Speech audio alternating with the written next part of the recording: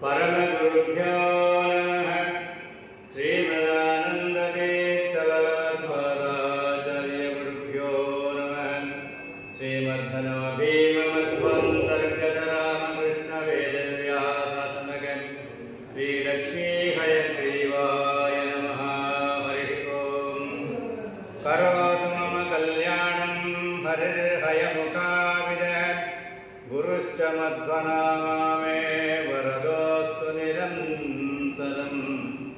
आनन्दतीर्थवरदे दानवारण्यपावके ज्ञानदायिनि सर्वेशे श्रीनिवासेस्तु मे मनः। धर्मविज्ञानवैराग्यपरमैश्वर्यशालिनः आनन्दतीर्थभगवत्पादान् वन्दे निरन्तरम्। भवति यदनुभावादेडमूको विमग्नि जडमतिरभिजन्तुर्जायते प्राज्ञमौलि सकलवचनचेतो देवता भारती स मम वचसि निधत्तां सन्निधिं मानसे च।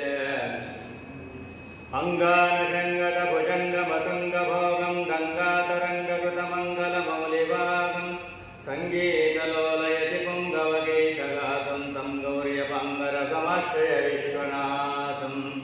सुगुणधर हरे श्रीमाधवाक्षोभ्यरूपं हरिभजननियुक्तान् शुद्धधर्मर्थकामान् सुजननियमनार्थं यप्रसाद्यापरोक्ष्यं समभवतु पद्मनाभक्ययोगी। नोदत्ते जडतं न भङ्गवयते नीचस्थलं नेगते स्थालित्यं न दयाति नेति वियतां शोभं क्वचिन्नाञ्चते। मानं रोचति नो जगाति च पदं व्यर्थं न कोपूयते कल्लेयं जयतीर्थको विदवचः कल्लोलिनीं सेव्यताम्।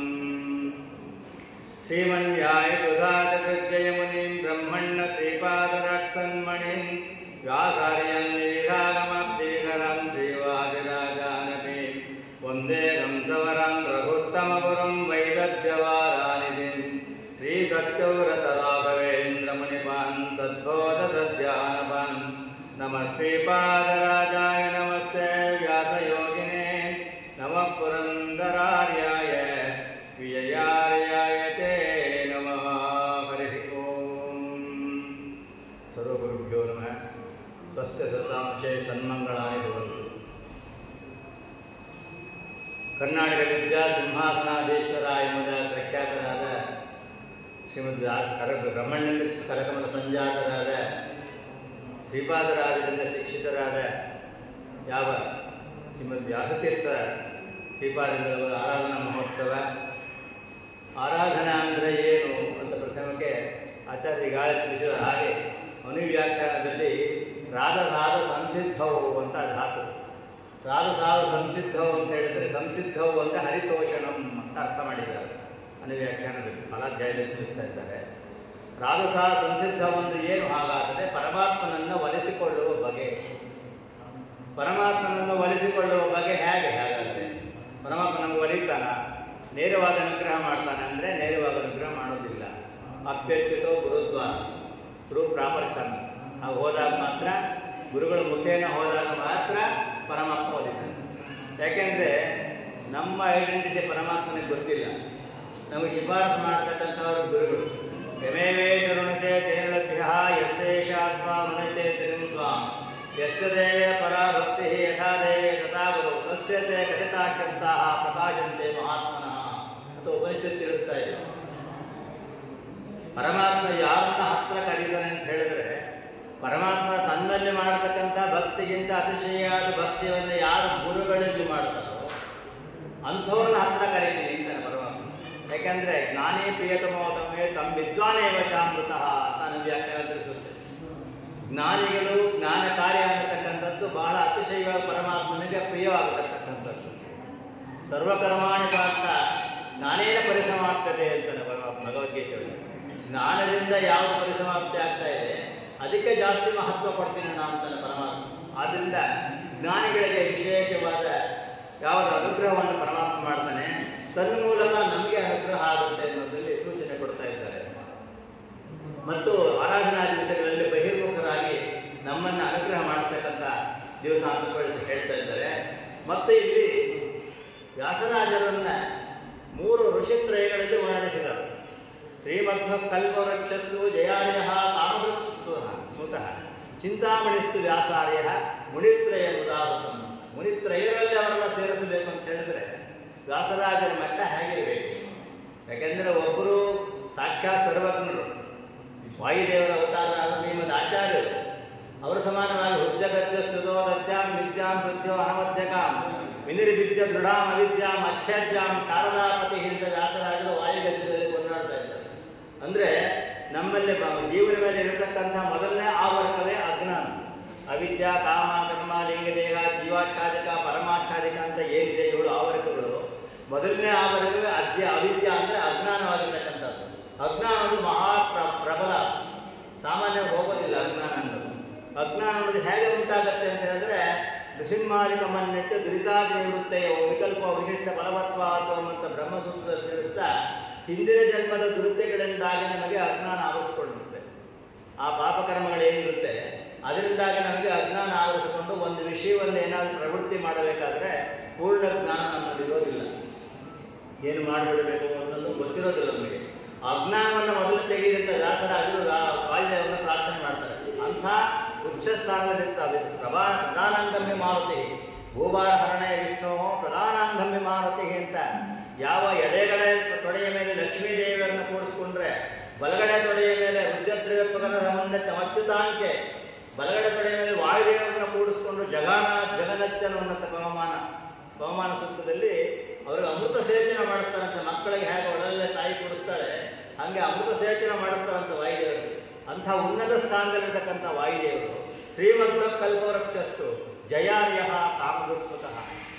ಇನ್ನು ಜಯಾರ್ಯರು ಟೀಕಾಕೃತ್ಪಾದರು ಅಂತ ಹೇಳೋ ಕಾಲಕ್ಕೆ ಇಂದ್ರಾಂಗ ಸಂಭೂತರು ವಿಶೇಷವಾಗಿ, ಸಾಮಾನ್ಯರಲ್ಲ ಅವರು. ಹಾಗಾಗಿ ಅದಕ್ಕಾಗಿಯೇ ಅವರನ್ನು ತಮ್ಮ ಎತ್ತಿನ ರೂಪದಲ್ಲಾಗಲೇ ಆಗಲಿ ತಮ್ಮ ಹತ್ರ ಇಟ್ಕೊಂಡು ಉಪದೇಶ ಮಾಡಿಬಿಟ್ರು. ಟೀಕಾಕೃತ್ಪಾದ ಎತ್ತಿನ ರೂಪದಲ್ಲಿದ್ದು ಕಿಂಪಶ ಪೂರ್ವದೇಹ ಅಂತ ಕೇಳಿದ್ದ ಕಥೆ ಗೊತ್ತಿದೆ ನಿಮಗೆ. ಹಾಗೆ ಆ ಪೂರ್ವದೇಹದಲ್ಲಿ ಮಹಾಭಾರತ ಆಖ್ಯಾನದಲ್ಲಿ ಬರ್ತಕ್ಕಂಥದ್ದು. ಮಹಾಭಾರತ ಯುದ್ಧ ಎಲ್ಲ ಮುಗಿದ ಮೇಲೆ ಅರ್ಜುನ ಹೇಳಿದಂತೆ, ಕೃಷ್ಣ ಮಹಾಭಾರತ ಯುದ್ಧ ಗೆದ್ದೆ ಎಂದು. ಮಹಾಭಾರತ ಯುದ್ಧ ಗೆದ್ದೆ ಅಂತ ಕೃಷ್ಣ ಎದುರಿಗಿರುವಾಗಲೇ ಹೇಳ್ತಾ ಇದೆಯಲ್ಲ, ಎಷ್ಟು ದಾರ್ಷ್ಟ್ಯ ನಿನಗೆ, ಏನು ಪಶು ಥರ ಮಾತಾಡ್ತಿದ್ರಂತೆ ಭೀಮಸೇನ ದೇವರು. ಪಶು ಥರ ಮಾತಾಡ್ತೀನಿ ಅಂತ ಹೇಳಿದ್ರೆ ಪಶುವೇ ಹಾಕಿಬಿಟ್ರು ಅವರು.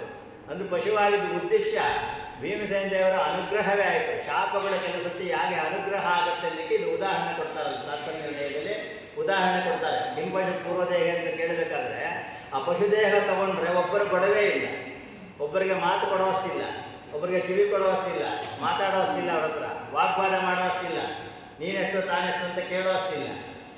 ಸುಮ್ಮನೆ ಶ್ರೀಮದಾಚಾರ್ಯರ ವ್ಯಾಖ್ಯಾನವನ್ನು ಉಪದೇಶವನ್ನು ಕೇಳ್ತಾ ಇರೋದಷ್ಟೇ.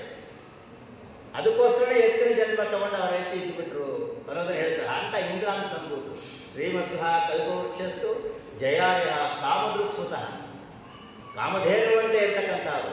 ಚಿಂತಾಮಣಿಸ್ತು ವ್ಯಾಸಾರ್ಯ, ಕೇಳಿದ್ದನ್ನು ಕೊಡ್ತಕ್ಕಂಥ ಚಿಂತಾಮಣಿ ಏನಿದೆ ಹಾಗೆ ವ್ಯಾಸಾರ್ಯರನ್ನು ಅವರು ಹೋಲಿಸಿದ್ರು, ವ್ಯಾಸತೀರ್ಥರನ್ನ ಅವರು ಹೋಲಿಸಿದ್ದಾರೆ. ಅಂದಾಗ ಏನಾಯಿತು, ಅವರ ಮಹಾತ್ಮ ಎಂಥದ್ದು ಅನ್ನೋದು ಗೊತ್ತಾಗುತ್ತೆ. ಅವರು ಬಂದಿರತಕ್ಕಂಥ ಮೂಲ ಯಾರು, ಅವ್ರು ಇರ್ತಕ್ಕಂಥದ್ದು ಆಬಾಲ ಬ್ರಹ್ಮಚಾರಿಗಳಾಗಿ ಜಿತೇಂದ್ರಿಯರಾಗಿ ಶೇಷಾವೇಶಯುಕ್ತರಾಗಿರ್ತಕ್ಕಂಥ ಇಂಥ ವ್ಯಾಸರಾಜರು ಬಂದಿರತಕ್ಕಂತಹ ಮೂಲ ಯಾವುದು? ಶಂಕುಕರ್ಣಾಖ್ಯ ದೇವಸ್ತು ಬ್ರಹ್ಮ ಶಾಪಾಚ್ಯ ಭೂತಲೆ ಪ್ರಹ್ಲಾದೈತಿ ವಿಖ್ಯಾತ ಭೂಪಾರಕ್ಷಪಣೇ ರತಃ ಸಯೇವ ರಾಘವೇಂದ್ರಾಖ್ಯೋ ಯತಿರೂಪೇಣ ಸಂಸ್ಥಿತಃ ಸರ್ವದಾ ರಾಮ ಸೇವಾ ಕುರ್ವನ್ ಕಲಿಗೆ ಮಂತ್ರಾಲಯೇ ಭವೇತೆ. 4 ಅವತಾರಗಳನ್ನು ಹೇಳ್ತಾ ಅವರು. ಶಂಕುಕರ್ಣಾಖ್ಯ ದೇವತೆ ಒಂದು ಬ್ರಹ್ಮದೇವರಿಗೆ ಪುಷ್ಪವನ್ನು ತರುವ ನೆವದಿಂದ ಶಾಪ ತಗೊಂಡಿದ್ದು ಅನ್ನೋದು ಒಂದು ವ್ಯಾಜ ಅಷ್ಟೆ, ಸುಮ್ಮನೆ ಒಂದು ಕಾರಣ. ಯಾಕೆಂದರೆ ಸಜ್ಜರನ್ನು ಉದ್ಧಾರ ಮಾಡಬೇಕಾಗಿದೆ. ಅಂಥ ಉಚ್ಚ ಸ್ಥಾನಕ್ಕೆ ಹೋಗಿರ್ತಕ್ಕಂಥ ಬ್ರಹ್ಮದೇವರಿಗೆ ಕಾರ್ಯದರ್ಶಿಯಾಗ ಮಟ್ಟದಲ್ಲಿರ್ತಕ್ಕಂಥ ಅಂಥ ಶಂಕರನಾಖ್ಯ ದೇವತೆ ಇಂಥ ತಪ್ಪನ್ನು ಮಾಡ್ತಾರೆ, ಅಪರಾಧವನ್ನು ಮಾಡ್ತಾರೆ. ನಾನೇ ದೊಡ್ಡವರಿದ್ದಾಗ ಏನಾದರೂ ಉಪಚಾರ ನಡೆಯುತ್ತೇನೆ ಅಂತ ಎಚ್ಚರಿಕೆಯಿಂದ ನಡ್ಕೊಳ್ತಕ್ಕಂಥ ಹುಡುಮಾನವರು. ಇನ್ನು ಅಂಥ ದೇವತೆ ಮಾಡ್ತಾರೆ ಅಂದರೆ ಅವರು ಎಂಥ ಸ್ಥಾನದಲ್ಲಿರ್ತಾರೆ? ಓಂ ತದೇಗಮೇ ಸತಿ ಪೂರ್ವ ಉತ್ತರ ಅಗಯೋಗೋ ತದಶ್ಲೇಷ ವಿನಾಶವು ಓಂ ಅಂತ ಸೂತ್ರ. ಯಥಾ ಪುಷ್ಕರ ಪಲಾಶಃ ಆಪೋ ನಷ್ಟಿಷ್ಠತೆ ಯಥಾ ಐಶಿಕಾ ತೂಲಃ ಅಗ್ನೋ ಪ್ರದೂಯತೆ ಅಂತಾರೆ. ಅಲ್ಲಿ ಹೇಳುತ್ತೆ ತದೇಗಮಾಧಿಕರಣದಲ್ಲಿ ಹೇಳ್ತಾ ಅಪರೋಕ್ಷ ಜ್ಞಾನಾದಾಗ ವಿದ್ಯಂತೆ ಹೃದಯಗ್ರಂಥಿಗೆ ಚಿತ್ತಂತೆ ಸದಸಂಶಯ ಕ್ಷೀಯಂತೆ ಚಾಸ್ಯಕರ್ಮಾಣಿ ತಸ್ಮಿನ್ ದೃಷ್ಟೇ ಪರಾವರೆ. ಪರಮಾತ್ಮನ ನೋಡಿದ ತಕ್ಷಣ ಹಿಂದಿನ ಜನ್ಮದ ಪಾಪಗಳೆಲ್ಲ ಧಗ ಧಗದ ಉರಿದು ಹೋಗುತ್ತದೆ. ಹೇಗೆ ದಗದ ಉರಿತಾ ಇರ್ತಕ್ಕ ಹತ್ತಿಯ ಒಂದು ಬೆಂಕಿಯಲ್ಲಿ ಆ ದಗದ ಜ್ವಾಲೆಯಲ್ಲಿ ಒಂದು ಹತ್ತಿಯನ್ನು ಹಾಕಿದ್ರೆ ಹೇಗೆ ಹೋಗುತ್ತೆ, ಅಥವಾ ಐಶಿಕಾತೂಲ ಒಂದು ಕುರುಳೆ ಕಡ್ಡಿ ಅದನ್ನು ಹುಲ್ಲು ಹೇಗೆ ಉರಿದೋಗುತ್ತೆ, ಹಾಗೆ ಹಿಂದಿನ ಪಾಪಗಳೆಲ್ಲ ಭಸ್ಮ ಆಗ್ತದೆ. ಮುಂದಿನ ಪಾಪಗಳು ಯಥಾ ಮುಷ್ಕರ ಪಲಾಶ ಹಾಪವನಷ್ಟಿಷ್ಯತೆ, ತಾವರೆ ಎಲೆ ಮೇಲೆ ಹಾಕಿದಂಥ ನೀರು ಹೇಗೆ ಮಣಿಮಣಿಯಾಗಿ ಹೊರಟೋಗುತ್ತೆ, ಹಾಗೆ ಮುಂದಿನ ಪಾಪ ಅಂಟೋದಿಲ್ಲ. ಹಿಂದಿನ ಪಾಪಗಳು ಇಲ್ಲ, ಭಸ್ಮವಾಯಿತು, ಮುಂದಿನ ಪಾಪ ಅಂಟೋದಿಲ್ಲ. ಇಂಥ ಸ್ಥಾನದಲ್ಲಿರ್ತಕ್ಕಂಥ ಚಂದ್ರಕರ್ಣಾಖ್ಯ ದೇವತೆ ಶಾಪ ತಗೊಂಡ್ರಂತೆ ಹೇಗೆ? ಹಾಗಾದರೆ ಅಂತ ಪ್ರಶ್ನೆ ಹೇಳಿದ್ರೆ ಭಗವದ್ ಅನುಗ್ರಹ ಇಚ್ಛಾ ಮಾತ್ರ ಪ್ರಭೋಶಕ್ತಿ ಎಲ್ಲ ಲೀಲಾ ಕೈವಲ್ಯವತ್ವಂ ಅಂತ ಸ್ತೋತ್ರದಿಂದ ಲೀಲೆಯನ್ನು ತೋರಿಸ್ಕೊಡ್ತಾ ಸಜ್ಜನರ ಉದ್ಧಾರ ಮಾಡೋಕ್ಕೋಸ್ಕರ ಹಿಂದಿಂಥವ್ರು ಭೂಮಿಗೆ ಹೋಗಬೇಕು ಅಂತ ಪರಮಾತ್ಮ ಸೂಚಿಸ್ತಾನೆ. ಅದ್ರ ಪ್ರಕಾರ ಬಂದಿದ್ದಾರೆ ಅಂತ ಪ್ರಥಮದಲ್ಲಿ ಪ್ರಹ್ಲಾದ, ದ್ವಿತೀಯದಲ್ಲಿ ಬಾಕ್ರೀಕ, ತೃತೀಯದಲ್ಲಿ ವ್ಯಾಸಮುನಿ, ನಂತರದಲ್ಲಿ ರಾಘವೇಂದ್ರ ಸ್ವಾಮಿಗಳಾಗಿ ಬಂದಿದ್ದಾರೆ. ಪ್ರಹ್ಲಾದ ರಾಜರಾಗಿ ಬಂದಿದ್ದಾಗ ದುಷ್ಟ ನಿಗ್ರಹಕ್ಕೋಸ್ಕರನೇ ಕಾರಣರಾದರು. ದುಷ್ಟ ನಿಗ್ರಹ ಕಾರಣರಾಗಿ ಆ ನರಸಿಂಹದೇವರ ಆವಿರ್ಭಾವ ಕಾರಣ ಆಗಿದೆ. ಶ್ರೀರಾಘವೇಂದ್ರ ಸಕಲ ಪ್ರದಾತ ಸಪಾದ ಕಂಜದ್ವಯ ಭಕ್ತಿ ಮಧ್ಯ ಅಂತ ಹೇಳೋ ಕಾಲಕ್ಕೆ ಸಕಲ ಪ್ರದಾತ ಅಂತ ಹೇಳೋ ಕಾಲಕ್ಕೆ ಕಲೆಯ ಸಹಿತ ಸಕಲ ಅಂತ ಅರ್ಥ ಮಾಡಿದ್ದಾರೆ. ಪ್ರಹ್ಲಾದರಾಜರ ಪರವಾಗಿ, ವ್ಯಾಸರಾಜರ ಪರವಾಗಿ, ರಾಘವೇಂದ್ರ ಸ್ವಾಮಿಗಳ ಪರವಾಗಿ ಅರ್ಥ ಮಾಡುವಂಥ ವಾಚಸ್ಪತಿ ತೀರ್ಥರು, ಶ್ರೀ ವಿದ್ಯಾವಾಚಸ್ಪತಿ ತೀರ್ಥರು ಮತ್ತು ಅವರ ಪೂರ್ವಾಶ್ರಮದ ತಂದೆ ನರಸಿಂಹಮೂರ್ತಾಚಾರ್ಯರು ಅವರಿಬ್ಬರು ಸೇರಿ ಪ್ರಹ್ಲಾದ ಸುಗುಣ ಸುನಿವಿಕಾಸ ಅಂತ ಒಂದು ಗ್ರಂಥವನ್ನು ಬರೆದಿದ್ದಾರೆ. ಆ ಗ್ರಂಥದಲ್ಲಿ ಪ್ರಹ್ಲಾದರ ಪರವಾಗಿ ಹಿಂಗೆ ಅರ್ಥ ಮಾಡಬೇಕು, ವ್ಯಾಸರಾಜರ ಪರವಾಗಿ ಹಿಂಗೆ ಅರ್ಥ ಮಾಡಬೇಕು, ರಾಘವೇಂದ್ರ ಸ್ವಾಮಿಗಳ ಪರವಾಗಿ ಹಿಂಗೆ ಅರ್ಥ ಮಾಡಬೇಕು ಅನ್ನೋದನ್ನ ಬರೀ ಬ್ರಹ್ಮಸೂತ್ರಗಳನ್ನು ಇಟ್ಕೊಂಡು ಅದರ ಮೂಲಕವಾಗಿ ಸಮರ್ಥನೆ ಮಾಡಿ ತೋರಿಸಿದ್ದಾರೆ. 3 ಅವತಾರಕ್ಕೂ ಅನ್ವಯಿಸುತ್ತೆ ಅಂತ. ಯಾಕೆಂದರೆ ಉದಾಹರಣೆಗೆ ಓಂ ಯೋನಿಶ್ಚ ಗೀಯತೆ, ಓಂ ಯೋನೇ ಶರೀರಂ ಓಂ ಅಂತ ಸೂತ್ರಗಳಿದೆ. ಯಾವ ಯೋನಿಯಲ್ಲಿ ಬರ್ತಾರೆ ಆ ಯೋನಿಯಲ್ಲಿ ಬರ್ತಕ್ಕಂಥ ಆ ಸ್ವಭಾವಗಳು ಅವರಲ್ಲಿರುತ್ತೆ ಅಂತ. ಆಗ ದೈತ್ಯ ಬಾಲಕರಾಗಿ ಬಂದಾಗ ಪ್ರಹ್ಲಾದರಾಜ ಅವರಲ್ಲಿತ್ತ ಅಂತ ಪ್ರಶ್ನೆ ಮಾಡಿಕೊಂಡು ಅದಕ್ಕೆಲ್ಲ ಉತ್ತರವನ್ನು ಕೊಟ್ಟಿದ್ದಾರೆ. ವಾಯುನಾಥ ಸಮಾಧಿತ ಪ್ರಹ್ಲಾದೋ ಜನ್ಮ ವೈಷ್ಣವ, ವಾಯುದೇವರ ವಿಶೇಷ ಆವೇಶ ಎಲ್ಲಿದೆ ಅಲ್ಲೆಲ್ಲ ಕಲಿ ಕೆಲಸ ನಡೆಯೋದಿಲ್ಲ, ಅಜ್ಞಾನಾದಿಗಳು ನಡೆಯೋದಿಲ್ಲ ಅಂತ ಅದನ್ನು ಬೇಕಾದ ಉತ್ತರ ಕೊಡ್ತಾರೆ. ಒಟ್ಟಿನಲ್ಲಿ ಚಂದ್ರಕರ್ಣಾಖ್ಯ ದೇವತ್ತು ಬ್ರಹ್ಮಶಾಪಾಖ್ಯ ಭೂತಲೆ ಪ್ರಹ್ಲಾದ ಏಟಿ ವಿಖ್ಯಾತ ಭೂಭಾರಕ್ಷಪಣೆ ಇರತಃ, ಅಲ್ಲಿ ಭೂಭಾರಕ್ಷಪಣ ಆಗಿದೆ. ಅದಕ್ಕೋಸ್ಕರ ಕಾರಣ. ಇನ್ನು ದ್ವಿತೀಯದಲ್ಲಿ ಬಾಕ್ಲೀಕ ಅಂತ ಹೇಳಿದ್ರೆ ಬಾಕ್ಲೀಕ ರಾಜರಾಗಿ ಬಂದರೆ ಪಾಂಡವರ ವಿರುದ್ಧವಾಗಿ ನಿಲ್ಲಬೇಕಾದ ಸಂದರ್ಭ ಬರುತ್ತೆ. ಪಾಂಡವರ ವಿರುದ್ಧವಾದ ಪಕ್ಷದಲ್ಲಿ ಹೋಗಿ ಸೇರಿಬಿಟ್ರು. ಆಗ ಮತ್ತೆ ಪ್ರಾರ್ಥನೆ ಮಾಡ್ತಾರೆ ಅವರು. ಮುಂದೆ ಅವರ ರಾಜ ಚರಿತ್ರೆ ಒಳಗೆ ಬರುತ್ತೆ. ಋಪಾದ ಭೀಮಸೇನ ದೇವರ ಗದೆಯಿಂದ ನನ್ನ ಸಂಹಾರ ಆಗಬೇಕು ಅಂತ ಪ್ರಾರ್ಥನೆ ಮಾಡ್ಕೊತಾರೆ. ಮತ್ತು ಭೀಮಸೇನ ದೇವರನ್ನು ಕೇಳ್ತಾರೆ ಕೃಷ್ಣ ಸನ್ನಿಧಾನದಲ್ಲೇನೆ 2 ಜನ್ಮಗಳು ಹೇಗೆ ಭೂಭಾರಕ್ಷಪಣಕ್ಕೋಸ್ಕರ ಆಗೋಯ್ತು. ಒಂದು ಜನ್ಮ ಒಂದು ಪಾಂಡವರ ವಿರುದ್ಧವಾಗಿ ವಾಯುದೇವರ ವಿರುದ್ಧವಾಗಿ ನಿಂತುಕೊಳ್ತಕ್ಕಂಥ ಪಕ್ಷಕ್ಕೆ ಬಂದುಬಿಟ್ಟೆ, ಮುಂದಿನ ಗತಿ ಏನು, ನನಗೆ 2 ಜನ್ಮದಲ್ಲಿ ಏನು ಗತಿ ಅಂತ ಹೇಳಿದಾಗ 2 ಜನ್ಮಗಳು ಬರೀ ತತ್ವಜ್ಞಾನಕ್ಕೆ ಮೀಸಲಾಗಿವೆ ಅಂತ ಅನುಗ್ರಹ ಮಾಡಿದ್ರು. ಅದಕ್ಕೋಸ್ಕರ ವ್ಯಾಸರಾಜರಾಗಿ ರಾಘವೇಂದ್ರ ಸ್ವಾಮಿಗಳಾಗಿ ಅವರು ಪೂರ್ತಿ ತತ್ವ ಸಾಮ್ರಾಜ್ಯವನ್ನೇ ಆಡಿದ್ರು. ಮುಂದೆ ಪೂರ್ತಿ ಅದನ್ನೇ ಜನಗಳಿಗೆಲ್ಲ ಉಪದೇಶ ಮಾಡ್ತಾ ಅಂತ ತತ್ವ ಸಾಮ್ರಾಜ್ಯವನ್ನು ಆಡಿದ್ದಾರೆ ಅಂತ ಹೇಳ್ತಾರೆ. ಇಂಥ ಅಮೂಲ್ಯವಾದಂಥ ಸರ್ವದಾ ರಾಮಸೇವಾ ದುರಂತರಾಗಿ ಯಾವ ರಾಘವೇಂದ್ರ ಸ್ವಾಮಿಗಳಿದ್ರು. ಇಲ್ಲಿ ಭಾಷೆ ಹೇಳ್ತಾರೆ, ನರೂಪಾಣಾಂ ವಿಶೇಷ ತ್ರಿಗುಣತೋ ನಾಮಕೋಪಿವ ತಥಾಪಿ ತತ್ಪ್ರಿಯಂ ನಾಮ ನಾರಾಯಣತಿ ಸ್ಮಃ. ಅಂದರೆ ಇವರಿಗೆ ಬಹಳ ಮುಖ್ಯವಾದ ವಿಷಯ ಏನು ಅಂತ ಹೇಳಿದ್ರೆ ಭೂಮಿಗೆ ಬರೋದು ಜನಗಳನ್ನು ಉದ್ಧಾರ ಮಾಡ್ತಕ್ಕಂಥದ್ದು, ಉಪದೇಶ ಮಾಡಿ ಜನಗಳನ್ನು ಉದ್ಧಾರ ಮಾಡ್ತಕ್ಕಂಥದ್ದು. ಮಿಕ್ಕಿದ್ದೆಲ್ಲ ನಮಗೆ ಮರೆತು ಹೋಗ್ಬೋದು, ಅವ್ರ ಗ್ರಂಥಗಳನ್ನು ಯಾರು ಮರೆಯಲ್ಲ. ಅದಕ್ಕೆ ಪ್ರತ್ಯುಪಕರುವನ್ನಪಿ ನ ಭಾತಿ ಪೂರ್ವೋಪಕಾರಿಣ ತುಲ್ಯ ಏಕಕರೋತೆ ಕುರುತೆ ನಿಷ್ಕಾರಣಮೇವ ಕರುತೆ ಅನ್ಯ. ಮೊದಲು ಯಾರು ನಮಗೆ ಉಪಕಾರ ಮಾಡಿದ್ದಾರೆ ಆ ಉಪಕಾರಕ್ಕೆ ಪ್ರತ್ಯುಪಕಾರ ಏನೇನೇ ಮಾಡಿದ್ರೂ ಸಮಾನ. ಅಂಥ ಉಪಕಾರ ಮಾಡಿಕೊಟ್ಟಂಥದ್ದೇನಿದು ರೂಪಮನ್ಯವ ಧನ್ಯಮಾತ್ಮನ. ಅವರ ಪ್ರತಿರೂಪದಂತೆ ಇರತಕ್ಕಂಥ ಗ್ರಂಥಗಳನ್ನು ನಮಗೆ ಹೀಗೆ ಮಾಡಿಕೊಟ್ಟಿದ್ದಾರೆ. ಅನಿವ್ಯಾಖ್ಯ ಅಪರೋಕ್ಷ ಪರೋಕ್ಷಮ ಜ್ಞಾನಮಿಷ್ಟಸ್ಯ ಸಾಧನ ಇಷ್ಟಂತೂ ಜಿಜ್ಞಾಸ ಜನನ ದ್ವಾರ ಯಾವ ವಾಕ್ಯಸ್ಯ ಉಪಾದೇಯತ್ಯ ನಿಯಾಮಕಂ ಅಂತ ಆ ಜಿಜ್ಞಾಸ ಮಾಡಬೇಕಾದರೆ ಅವರು ನಿಜವಾದ ಇಷ್ಟಪಟ್ಟು ಮಾಡತಕ್ಕಂಥ ಉಪದೇಶಗಳೇನಿದೆ ಆ ಉಪದೇಶಗಳು ಗ್ರಂಥದ ರೂಪದಲ್ಲಿ ನಮಗೆಲ್ಲ ಉಪಲಬ್ಧವಾಗಿದೆ ಅಂತ ಹೇಳ್ತಾ ಇದ್ದಾರೆ. ಹೀಗೆ ಹೇಳ್ತಾ ನಮ್ಮ ಮಧ್ಯಮದಲ್ಲಿ ಗುರುಗಳಿಗೆ ನೀಡುವ ಸ್ಥಾನ ಇನ್ಯಾರು ನೀಡಲ್ಲ. ನಮ್ಮ ವಿಶೇಷವಾಗಿ ಮಧ್ಯಮದಲ್ಲಿ ಗುರುಗಳಿಗೆ ವಿಶೇಷವಾದ ಸ್ಥಾನ ಕೊಟ್ಟು ನಾವು ಈ ಆರಾಧನಾ ಇದ್ದಾಗ ನಮ್ಮ ಮಧ್ಯದಲ್ಲೇ ಒಂದು ಯಾಕೆ ಅನೇಕ ಜನಗಳಿಗೆ ಹೊಟ್ಟೆ ಉರಿದು ಇದೆ. ಅದು ಹೀಗೆ ನಿಮ್ಮ ಸಂಪ್ರದಾಯ ಯಾರಲ್ಲೂ ಇಲ್ಲ. ಯಾಕೆಂದರೆ ಪಿತಾ ಮಾತಾ ಸಖಾ ಭ್ರಾತ ಸರ್ವೇ ಸಂಸಾರ ಹೇತುವ ಗುರುರೇಕ ಸದಾ ಸಹ್ಯ ಸಂಸಾರೋದ್ಧರಣ ಕ್ಷಮಾತೆ. ಎಲ್ಲ ತಂದೆ ತಾಯಿ ಬಂಧು ಬಳಗ ಅಳಿಯ ಮಾವ ಸೊಸೆ ಯಾರ್ಯಾರು ಯಾವ್ಯಾವ ಸಂದರ್ಭ ಇದೆ, ಎಲ್ಲರೂ ನಮ್ಮನ್ನು ಸಂಸಾರದ ಒಳಕ್ಕೆ ಎಳೆಯತಕ್ಕಂಥವ್ರೆ. ತಮ್ಮ ತಮ್ಮ ಇಷ್ಟವನ್ನು ನಡೆಸ್ಕೊಳ್ಳೋಕ್ಕೋಸ್ಕರ ಒಂದಲ್ಲ ಒಂದು ರೀತಿ ನಮ್ಮನ್ನು ಮೇಲೆ ಕೆತ್ತಿ ತಮ್ಮ ಕಾರ್ಯಗಳನ್ನು ನಿರ್ವಹಿಸ್ಕೊಂಡ್ಬಿಡ್ತಾರೆ. ಆದರೆ ಗುರುಗಳು ಮಾತ್ರ ಹಾಗಲ್ಲ. ಸಂಸಾರೋದ್ಧರಣ ಕ್ಷಮಾತೆ, ಆ ಸಂಸಾರದಿಂದ ನಮ್ಮನ್ನು ಭವಸಾಗರದಿಂದ ಮೇಲೆತ್ತಬೇಕು ಅಂತ ಹೇಳಿ ಜ್ಞಾನವನ್ನು ಜೀವಿಯನ್ನು ಹಚ್ಚಿ ನಮ್ಮಲ್ಲಿ ಮೇಲೆ ಕೆತ್ತತಕ್ಕಂಥ ಅದಕ್ಕೆ ಗುರುಸ್ಥಾನ ಬಹಳ ವಿಶೇಷವಾಗಿದೆ ಅಂತ ಹೇಳ್ತಾ ಇದ್ದಾರೆ. ಗುರು ಉಪದೇಶ ಬಹಳ ಮುಖ್ಯ ಅಂತ. ಈ ಗುರು ಉಪದೇಶ ವಿಷಯದಲ್ಲಿ ವ್ಯಾಸರಾಜರ ಮೇಲೆ ಪುರಂದರದಾಸ ಮಾಡಲಿ ದಾಸಾಹಿತ್ಯನ ಸ್ವಲ್ಪ ತಗೊಂಡಿದ್ದಾರೆ. ಅದಕ್ಕೋಸ್ಕರ ವ್ಯಾಸರಾಜರ ಮೇಲೆ ಪುರಂದರದಾಸ ಹೇಳ್ತಕ್ಕಂಥ ಮಾತನ್ನು ಹೇಳ್ತಾರಲ್ಲ, ವ್ಯಾಸರಾಜನ ಚರಣ ಕಮಲ ದರ್ಶನ ನನಗೆ ಯೇಸು ಜನ್ಮದ ಬಲ ಸುಕೃತ ದೊರಕಿತು ಇಂದೀಗ ಎನ್ನ ಸಾವಿರ ಕುಲಕೋಟಿ ಪಾವನ್ನವಾಯಿತು. ಶ್ರೀಶನ್ನ ಭಜಿಸುವುದಕ್ಕೆ ಅಧಿಕಾರಿ ನಾನಾದೆ, ದೋಷರಹಿತನಾದ ಪುರಂದರ ವಿಠಲನ ದಾಸನ ಕರುಣವೆನ್ನ ಮೇಲೆ ಇರಲಾಗೆ.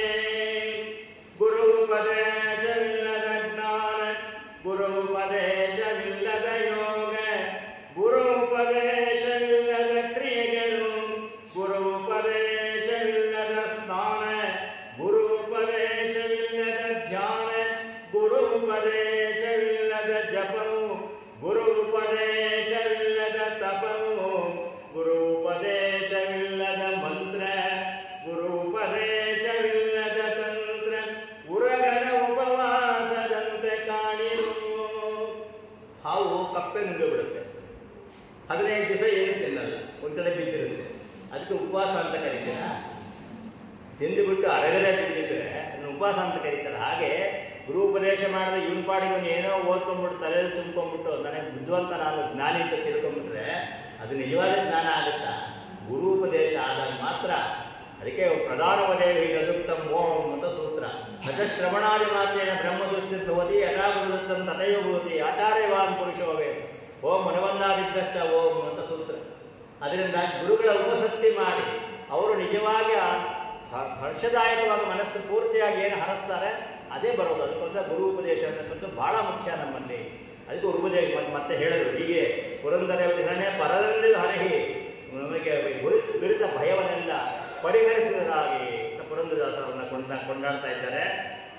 ಹೀಗಾಗಿ ಯಾವ ಜ್ಞಾನಿವರೆಯಿಂದ ನಮಗೆ ಉಪದೇಶ ಮಾಡತಕ್ಕಂಥ ಅವರ ಮೂಲ ಗುರುಗಳು ಅಂತ ಹೇಳಿದ್ರು. ಮತ್ತೆ ಮುಂದೆ ಅವರ ಗ್ರಂಥವನ್ನು ಕೆಲವು ಸರ್ತಿ ಅವರ ಗ್ರಂಥಗಳ ಮೂಲಕವಾಗಿ ಅವರನ್ನು ತಿಳ್ಕೊಳ್ಬೇಕಾಗಿತ್ತಾಗಿ ಅವರ ಗ್ರಂಥದ ಒಂದೇ ಒಂದು ಮಂಗಳಾಚರಣ ಶ್ಲೋಕವನ್ನು ಮಾತ್ರ ಇಲ್ಲಿ ಚಿಂತನೆ ಮಾಡಿ ನಂತರದಲ್ಲಿ ಅವರ ಚರಿತ್ರೆಯನ್ನು ಯಥಾಮತಿ ಚಿಂತನೆ ಮಾಡೋ ಪ್ರಯತ್ನ ಪಡೋಣ. ಚಂದ್ರಿಕಾ ಗ್ರಂಥ, ನ್ಯಾಯಾಮೃತ, ಚಂದ್ರಿಕಾ, ತರ್ಕತಾಂಡವ ಅಂತ ಗ್ರಂಥಗಳು. ಆ ಗ್ರಂಥಗಳ ಪೈಕಿ ಚಂದ್ರಿಕಾ ಗ್ರಂಥದ ಒಂದು ಮಂಗಳಾಚರಣೆಯನ್ನು ಮಾತ್ರ ಪ್ರಯತ್ನ ಪಡ್ತೀನಿ ಅಂತ ಹೇಳಲಿಕ್ಕೆ. ಸಮಸ್ತ ಗುಣ ಸಂಪೂರ್ಣಂ ಸರ್ವದೋಷ ವಿವರ್ಜಿತಂ ಜ್ಞಾನಿ ಪ್ರಿಯತಮಂ ವಂದೇ ಮುಕ್ತಿದಂ ಕಮಲಾಪತಿಂ ಸರ್ವಾದಿ ಸರ್ವಗಿರ್ವಾಣ ನಿರ್ವಾಣ ಗತಿಹೇತವಃ ಪೂರ್ಣ ಪ್ರಜ್ಞ ಪದಾಂಭೋಜ ಪಾಂಸವ ಪಾಂತುನಃ ಸದಾ ವಿದೂತ ಧರ್ಮತದ್ಭಂತ ವಿಶದೀಕೃತ ಪದ್ಧತಿ ಯಸ್ತಜ್ಜನಾನುಜ್ಜಗಾರ ಜಯತೇರ್ಥರಯಂ ಭಜೆ ಪದವಾಕ್ಯ ಪ್ರಮಾಣ ಜ್ಞಾನ ಸಂಪ್ರದಾಯಾರ್ಥ ಕೋವಿದಾನ್ ವ್ಯಾಸತೀರ್ಥ ಮುನೀನ್ ಸೇವೆ ದುರ್ವಾದಿ ಫಣಿಭಕ್ಷಿಪಾನ್ ಅಸ್ಮದ್ದೇಶಿಕಪಾದಾನಾಂ ಪ್ರಣಮ್ಯ ಚರಣಾಂಬುಜಂ ತಾತ್ಪರ್ಯ ಚಂದ್ರಿಕಾ ವ್ಯಾಖ್ಯಾಂ ವಿಧಾಸ್ಯಾಮಿ ಯಥಾಮತಿ. ತತ್ವಪ್ರಕಾಶಿಕಾ ವ್ಯಾಖ್ಯಾವ್ಯಾಜೇನ ಅಧಿಸೂಕ್ತಂ ಪ್ರವರ್ತಮಾನೇಷು ಗ್ರಂಥೇಷು ದುರ್ಗಮಾರ್ಥಾನ್ ಸುಗಮಾನ್ ವಿಚಿತ್ಸುಃ ಭಗವಾನ್ ವ್ಯಾಸತೀರ್ಥಮುನಿಃ ಪ್ರಾರಕ್ಷಿತ ಗ್ರಂಥಸ್ಯ ಪರಿಸಮಾಪ್ತ್ಯರ್ಥಂಚ ಅಧ್ಯಾಯ ಚತುಷ್ಟಯೋಕ್ತ ಗುಣ ವಿಶಿಷ್ಟ ದೇವತಾನದ ರೂಪಂ ಮಂಗಳಂ ವಿದದಾತಿ ಅಸ್ಪೃಷ್ಟೇತಿ ಅಸ್ಪೃಷ್ಟದೋಷಗಂಧಾಯ ಕಲ್ಯಾಣ ಗುಣಸಿಂಧವೇ ನಮೋ ನಮೋ ಭಕ್ತ ಮುಕ್ತಿದಾಯಿನೇ ಶೇಷಶಾಯಿನೇ. ಮಂಗಳಾಚರಣ ಶ್ಲೋಕ ಅಸ್ಪೃಷ್ಟ ದೋಷಗಂಧಾಯ ಕಲ್ಯಾಣ ಗುಣಸಿಂಧವೇ ನಮೋ ನಮೋ ಭಕ್ತ ಮುಕ್ತಿದಾಯಿನೇ ಶೇಷಶಾಯಿನೇ ಎಂಬುದಾಗಿ ಮಂಗಳಾಚರಣ ಶ್ಲೋಕ. ಈ ಮಂಗಳಾಚರಣ ಶ್ಲೋಕ ಮಾಡುವ ಮುಂಚೆ ಚಂದ್ರಿಕಾ ಪ್ರಕಾಶ ಅನ್ನೋದನ್ನು ವ್ಯಾಸರಾಜ ಗುರುಸಾರ್ವಭೌಮರು ಆ ವ್ಯಾಸರಾಜರ ಗ್ರಂಥಕ್ಕೆ ಅವತಾರಿಕಾವನ್ನು ಕೊಡ್ತಾರೆ. ತತ್ವಪ್ರಕಾಶಕ ವ್ಯಾಖ್ಯಾವ್ಯಾಗೇನ ಅಧಿಸೂತ್ರಂ ಪ್ರವರ್ತಮಾನೇಷು ಗ್ರಂಥೇಶು. ಯಾಕೆಂದರೆ ಬ್ರಹ್ಮಸೂತ್ರಗಳು ಏನಿದೆ, ಅಲ್ಪಾಕ್ಷರಂ ಅಸಂದಿಗ್ಧಂ ಸಾರವತೆ ವಿಷತೋಮಂ ಅಸ್ತೋಭಂ ಅನವದ್ಯಂತ ಸೂತ್ರಂ ಸೂತ್ರವಿದೋ ಇದು ಸೂತ್ರದ ಲಕ್ಷಣ.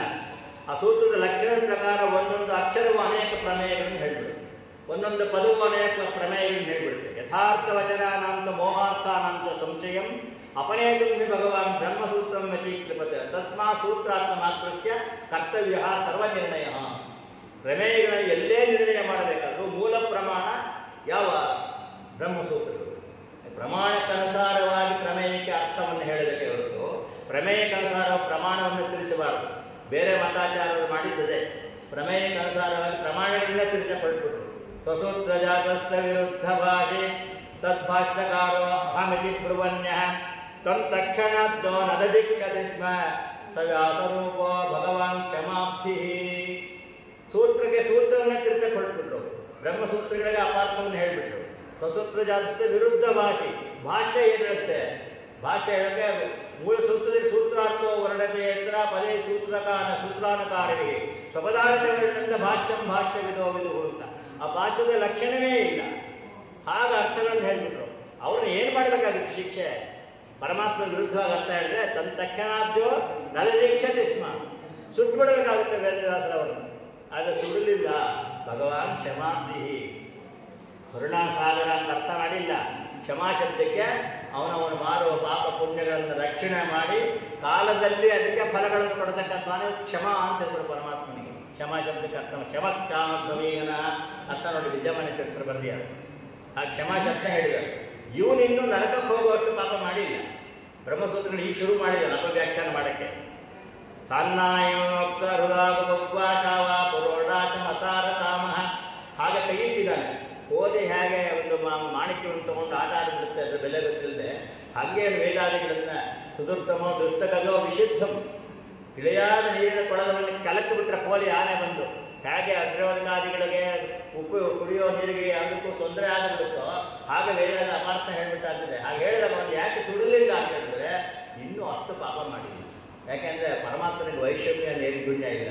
ಇಂತಿಂಥ ಪಾಪಕ್ಕೆ ಇಂತಿಂಥ ಇದು, ಇಂತಿಂಥ ಶಿಕ್ಷೆಗೆ ಇಂತಿಂಥ ಪಾಪಕ್ಕಿಂತ ಶಿಕ್ಷೆ ಅಂತಿದೆಯೋ ಲೋಕದಲ್ಲಿ ನೋಡ್ತಿದ್ದೀವಲ್ಲ ನಾವು. ಇಂತಿಂಥ ಕೇಸ್ ಇಂತಿಂಥ ಶಿಕ್ಷೆ ಅಂತ ಇಷ್ಟಿಷ್ಟು ಅಂತ ಸೆಕ್ಷನ್ ಹಾಕಿದ್ದಾರೆ ಇಲ್ವೋ, ಹಾಗೆ ಇವನಿಗೆ ಬರೋ ಸೆಕ್ಷನ್ ಇನ್ನೂ ಬಂದಿಲ್ಲ. ಇವನಿಗೆ ನರಕಕ್ಕೆ ಹಾಕುವಂಥ ಸೆಕ್ಷನ್ ಇನ್ನೂ ಬಂದಿಲ್ಲ ಇವರಿಗೆ. ಅದಕ್ಕೋಸ್ಕರ ಬಿಟ್ಟರು ಅಂತ ಹೇಳ್ತಾರೆ. ಅದಕ್ಕೋಸ್ಕರ ಆ ಅಪವ್ಯಾಖ್ಯಾನ ಮಾಡಿಬಿಟ್ರಲ್ಲ, ಅದಕ್ಕೆ ಆ ಸೂತ್ರದ ವಿಚಾರವನ್ನು ಹೇಳ್ತಾ ಇದ್ದಾರೆ. ಅಸ್ಪೃಷ್ಟ ದೋಷಗಂಧಾಯ ಅದು ತತ್ವಪ್ರಕಾಶಿಕ ವ್ಯಾಖ್ಯಾವ್ಯಾಜೇನ ಅಧಿಸೂಕ್ತಂ ಪ್ರವರ್ತಮಾನೇಶು. ಇವರಿಗೆ ಬ್ರಹ್ಮಸೂತ್ರಗಳನ್ನು ಮೂಲವಾಗಿ ಅರ್ಥ ಹೇಳಬೇಕಾಗಿದೆ. ಅದು ತತ್ವಪ್ರಕಾಶಿಕ ಅನ್ನೋದಂತ ಮಾತ್ರ ಇಟ್ಕೊಂಡಿದೆ. ಯಾಜ ಅಂದರೆ ಅದು ಆ ಕಾರಣವನ್ನು ಇಟ್ಕೊಂಡು ಎಲ್ಲ ಗ್ರಂಥಗಳಿಗೂ ಅರ್ಥ ಹೇಳಿದ್ರು ನೋಡಿ. ಎಲ್ಲ ವಿಷ್ಣು ತತ್ವನಿರ್ಣಯವನ್ನು ಹಿಡಿದು ಎಲ್ಲ ಗ್ರಂಥಗಳಿಗೂ ಅರ್ಥವನ್ನು ಹೇಳ್ತಾ ಹೋಗ್ತಾರೆ. ತತ್ವಪ್ರಕಾಶಿಕ ವ್ಯಾಖ್ಯಾವೇನ ಅಧಿಸೂತ್ರಂ ಪ್ರವರ್ತಮಾನೇಶು ಗ್ರಂಥೇಶು. ಎಲ್ಲ ಗ್ರಂಥಗಳು ಎಲ್ಲೆಲ್ಲಿ ಸೂತ್ರ ಸಂಚಾರ ಆಗುತ್ತೆ ಆ ಗ್ರಂಥಗಳನ್ನೆಲ್ಲ ವ್ಯಾಖ್ಯಾನ ಮಾಡಿದ್ದಾರೆ ಈ ಮೂಲಕವಾಗಿ ಅಂತ ರಾಯರು ಹೇಳ್ತಾ ಇದ್ದಾರೆ, ಪ್ರತಿಜ್ಞೆ ಮಾಡಕ್ಕೆ ತೋರಿಸ್ತಾ ಇದ್ದಾರೆ. ಮತ್ತು ಪ್ರಾರಬ್ಧ ಗ್ರಂಥಸ್ಥ ಪರಿಸಮಾಪ್ತಿಯಾಗಿ ಈ ಗ್ರಂಥವನ್ನು ಪೂರ್ಣ ಮಾಡಬೇಕಲ್ಲ, ಪೂರ್ಣ ಮಾಡುವ ದೃಷ್ಟಿಯಿಂದಲೂ ಕೂಡ ಮಂಗಳಾಚರಣೆಯನ್ನು ಮಾಡ್ತಾ ಇದ್ದಾರೆ. ಅದು ಎರಡನೇ ಪ್ರಶ್ನೆ.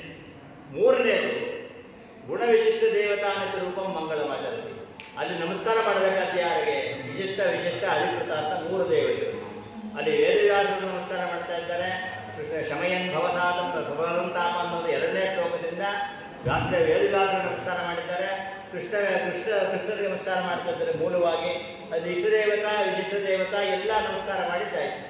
ಹಾಗೆ ಆ ಮಂಗಳಾಚರಣದ ಮಾಡುವಾಗ ಈ ಅವತಾರ ಕಾಲದಲ್ಲಿ ಎಲ್ಲರೂ ತಂದರು ಅಧ್ಯಾಯ ಚತುಷ್ಟೋಕ್ತ, ಅಧ್ಯಾಯ ಸಮನ್ವಯಾಧ್ಯಾಯ, ಅವಿರೋಧಾಧ್ಯಾಯ, ಸಾಧನಾಧ್ಯಾಯ, ಫಲಾಧ್ಯಾಯ ಏನಿದೆ ಆ 4 ಅಧ್ಯಾಯಗಳನ್ನು ಅರ್ಥ ಮಾಡಿ ತೋರಿಸುವ ದೃಷ್ಟಿಯಿಂದ ಈ ಮಂಗಳಾಚರಣೆಯನ್ನು ಮಾಡ್ತಾ ಇದ್ದಾರೆ ಅಂತ ಬಂತು. ಅಸ್ಪೃಷ್ಟ ದೋಷಗಂಧಾಯ ಕಲ್ಯಾಣ ಗುಣಸಿಂಧವೇ ನಮೋ ನಮೋ ಭಕ್ತ ಮುಕ್ತಿದಾಗಿನೇ ಶೇಷಶಾಯಿನೇ. ಅಲ್ಲಿ ಒಂದು ಆಕ್ಷೇಪ ಮಾಡ್ತಾರೆ. ಅಸ್ಪೃಷ್ಟ ದೋಷಗಂಧಾಯ ಕಲ್ಯಾಣ ಗುಣಸಿಂಧವೇ ಅಂತ ಹೇಳೋ ಕಾಲಕ್ಕೆ ನಾರಾಯಣಂ ಗುಣೇ ಸರ್ವೇ ರುದೀರ್ಣಂ ದೋಷವರ್ಜಿತಂ ಜ್ಞೇಯಂ ಗಮ್ಯಂ ಗುರುವಂಶಾಗಿ ನತ್ವಾಸೂತ್ರಾರ್ಥ ಉಚ್ಯತೆ ಮೂಲ ಬ್ರಹ್ಮಸೂತ್ರ ಭಾಷೆ ಮೂಲ. ನಾರಾಯಣಂ ಗುಣೇ ಸರ್ವೇ ರುದೀರ್ಣಂ ಅನ್ನೋದು 1ನೇ ಅಧ್ಯಾಯ. ಅನಂತ ಕಲ್ಯಾಣ ಪರಿಪೂರ್ಣ ಸಮನ್ವಯ ಮಾಡಿ ತೋರಿಸ್ತಿದ್ರೆ ಸಮನ್ವಯಾಧ್ಯಾಯ ಮಾಡಿದ್ರು. ಇದನ್ನೇ ತತ್ವಪ್ರಕಾಶಿಕಾದಲ್ಲಿ ಶುದ್ಧಾನಂದವರ ಸಂಯುಕ್ತ ಬಲ ಭಗವದಾರ್ಯ ವೀರ್ಯಾದಿ ದೇಹಂ ಅಂತ ಮಾಡ್ತಾರೆ. ಇನ್ನು ಎರಡನೇದು ದೋಷವರ್ಜಿತಂ ನಾರಾಯಣಂ ಗಣೇಶ್ವರವೇ ಉದೀರ್ಣಂ ದೋಷವರ್ಜಿತಂ ಅನ್ನೋದನ್ನ ಚಿಂತಾ ಸಂತಾಪ ರೇಖೋದ್ಭವದ ಪರಾಶಯಕ್ಕೆ ದೋಷ ಅತಿ ದೂರಂ ಅಂತ ಮಾಡುತ್ತೆ ಎರಡನೇದು.